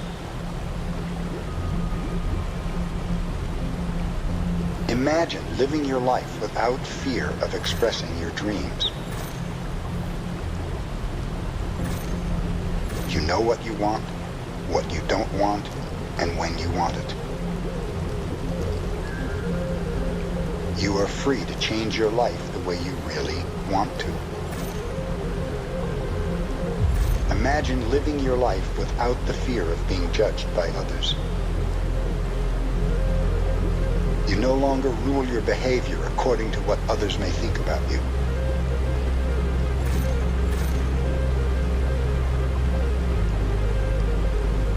have no need to control anyone. And no one controls you either. Imagine living your life without judging others. You can easily forgive others and let go of any judgments that you have. You don't have the need to be right. And you don't need to make anyone else wrong. You respect yourself and everyone else, and they respect you in return. You're no longer afraid to be rejected, and you don't have the need to be accepted. You can walk in the world with your heart completely open and not be afraid to be hurt. Imagine living your life without being afraid to take a risk and to explore life. You're not afraid to lose anything. You're not afraid to be alive in the world. And you're not afraid to die.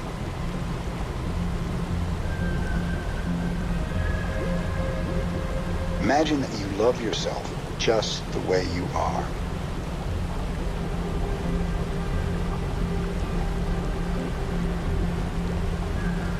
The reason I ask you to imagine these things is because they're all entirely possible. You can live in the state of grace, the state of bliss.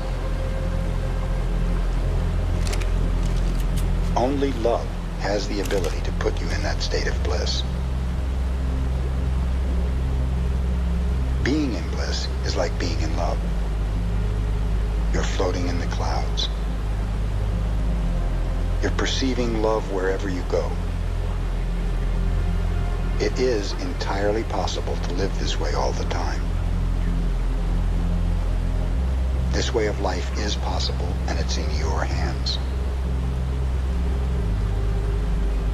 But your identity is mixed with the dream of the planet. All of your beliefs and agreements are there in the fog. Suffering makes you feel safe because you know it so well. But there's really no reason to suffer. The only reason you suffer is because you choose to suffer. If you look at your life, you'll find many excuses to suffer. But a good reason to suffer you will not find. The same is true for happiness. The only reason you're happy is because you choose to be happy.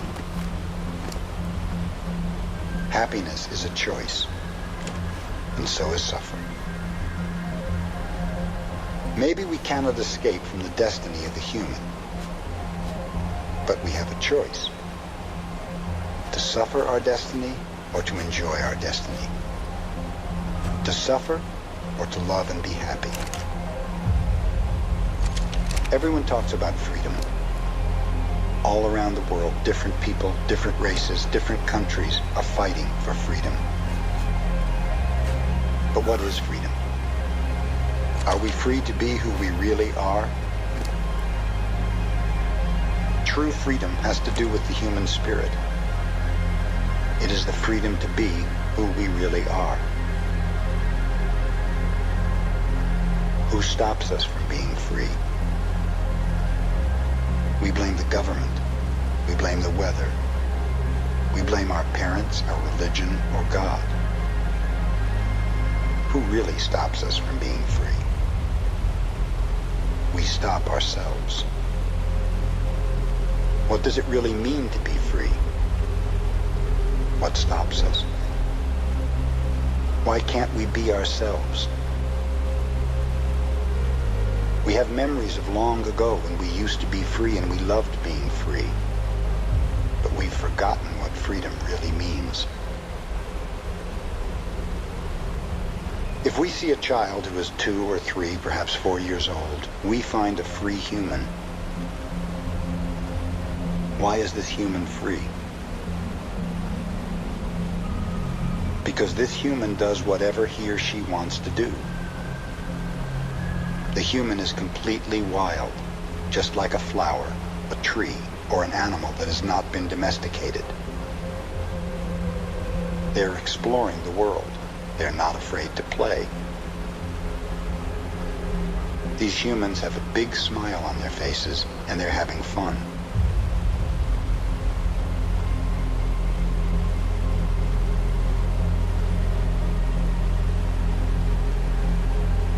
They don't worry about the past, don't care about the future, and only live in the present moment.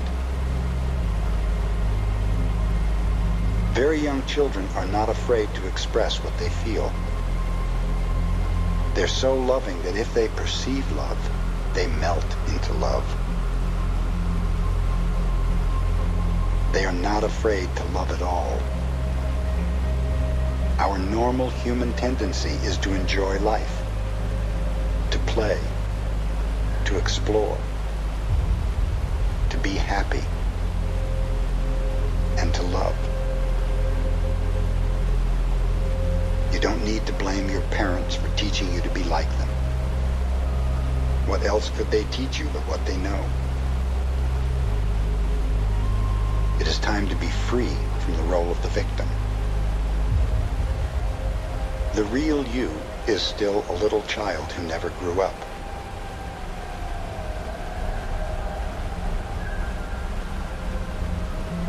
Sometimes that little child comes out when you're having fun, or playing, or expressing yourself in some way. These are the happiest moments of your life. When the real you comes out. When you don't care about the past and you don't worry about the future. You are childlike. The freedom we're looking for is the freedom to be ourselves, to express ourselves. But if we look at our lives, we'll see that most of the time we do things just to please others.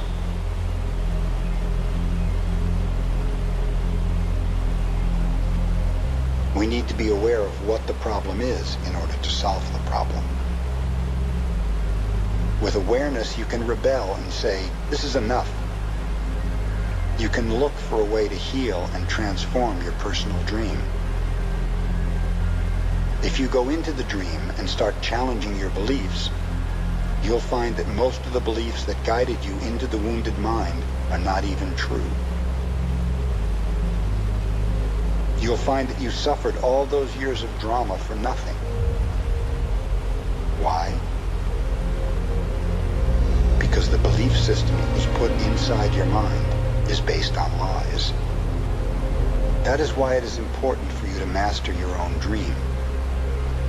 Your life is the manifestation of your dream. It is an art.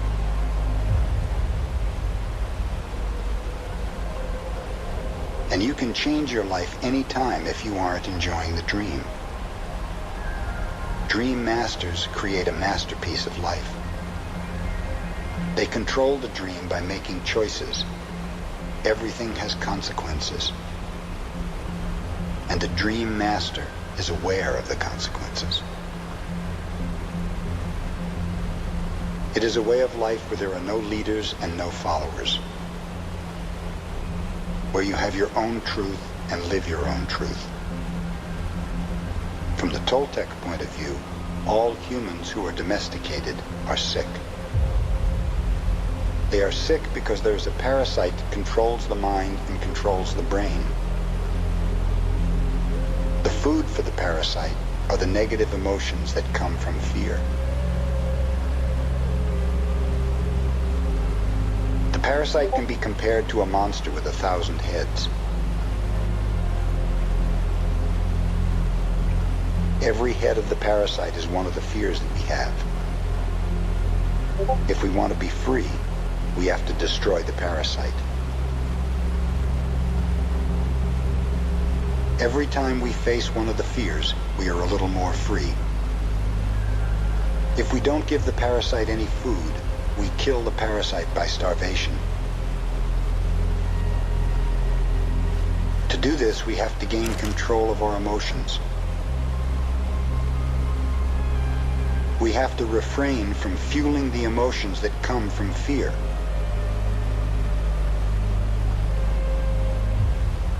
The way you're living now is the result of many years of domestication. You cannot expect to break the domestication in one day.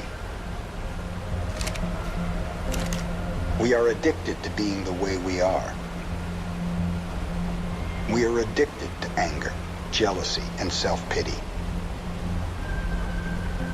We are addicted to the beliefs that tell us, I'm not good enough, I am not intelligent enough, why even try? All of these old agreements which rule our dream of life are the result of repeating them over and over.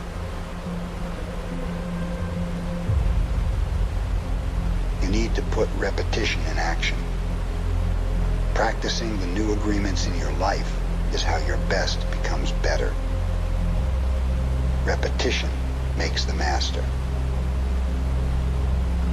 Every day we awake with a certain amount of mental, emotional, and physical energy that we spend throughout the day. If we allow our emotions to deplete our energy, we have no energy to change our life or to give to others. The way you see the world will depend upon the emotions you're feeling. We are able to break our domestication, become free again, and heal our mind. This is the beginning of a new understanding, a new dream, and it's in your hands.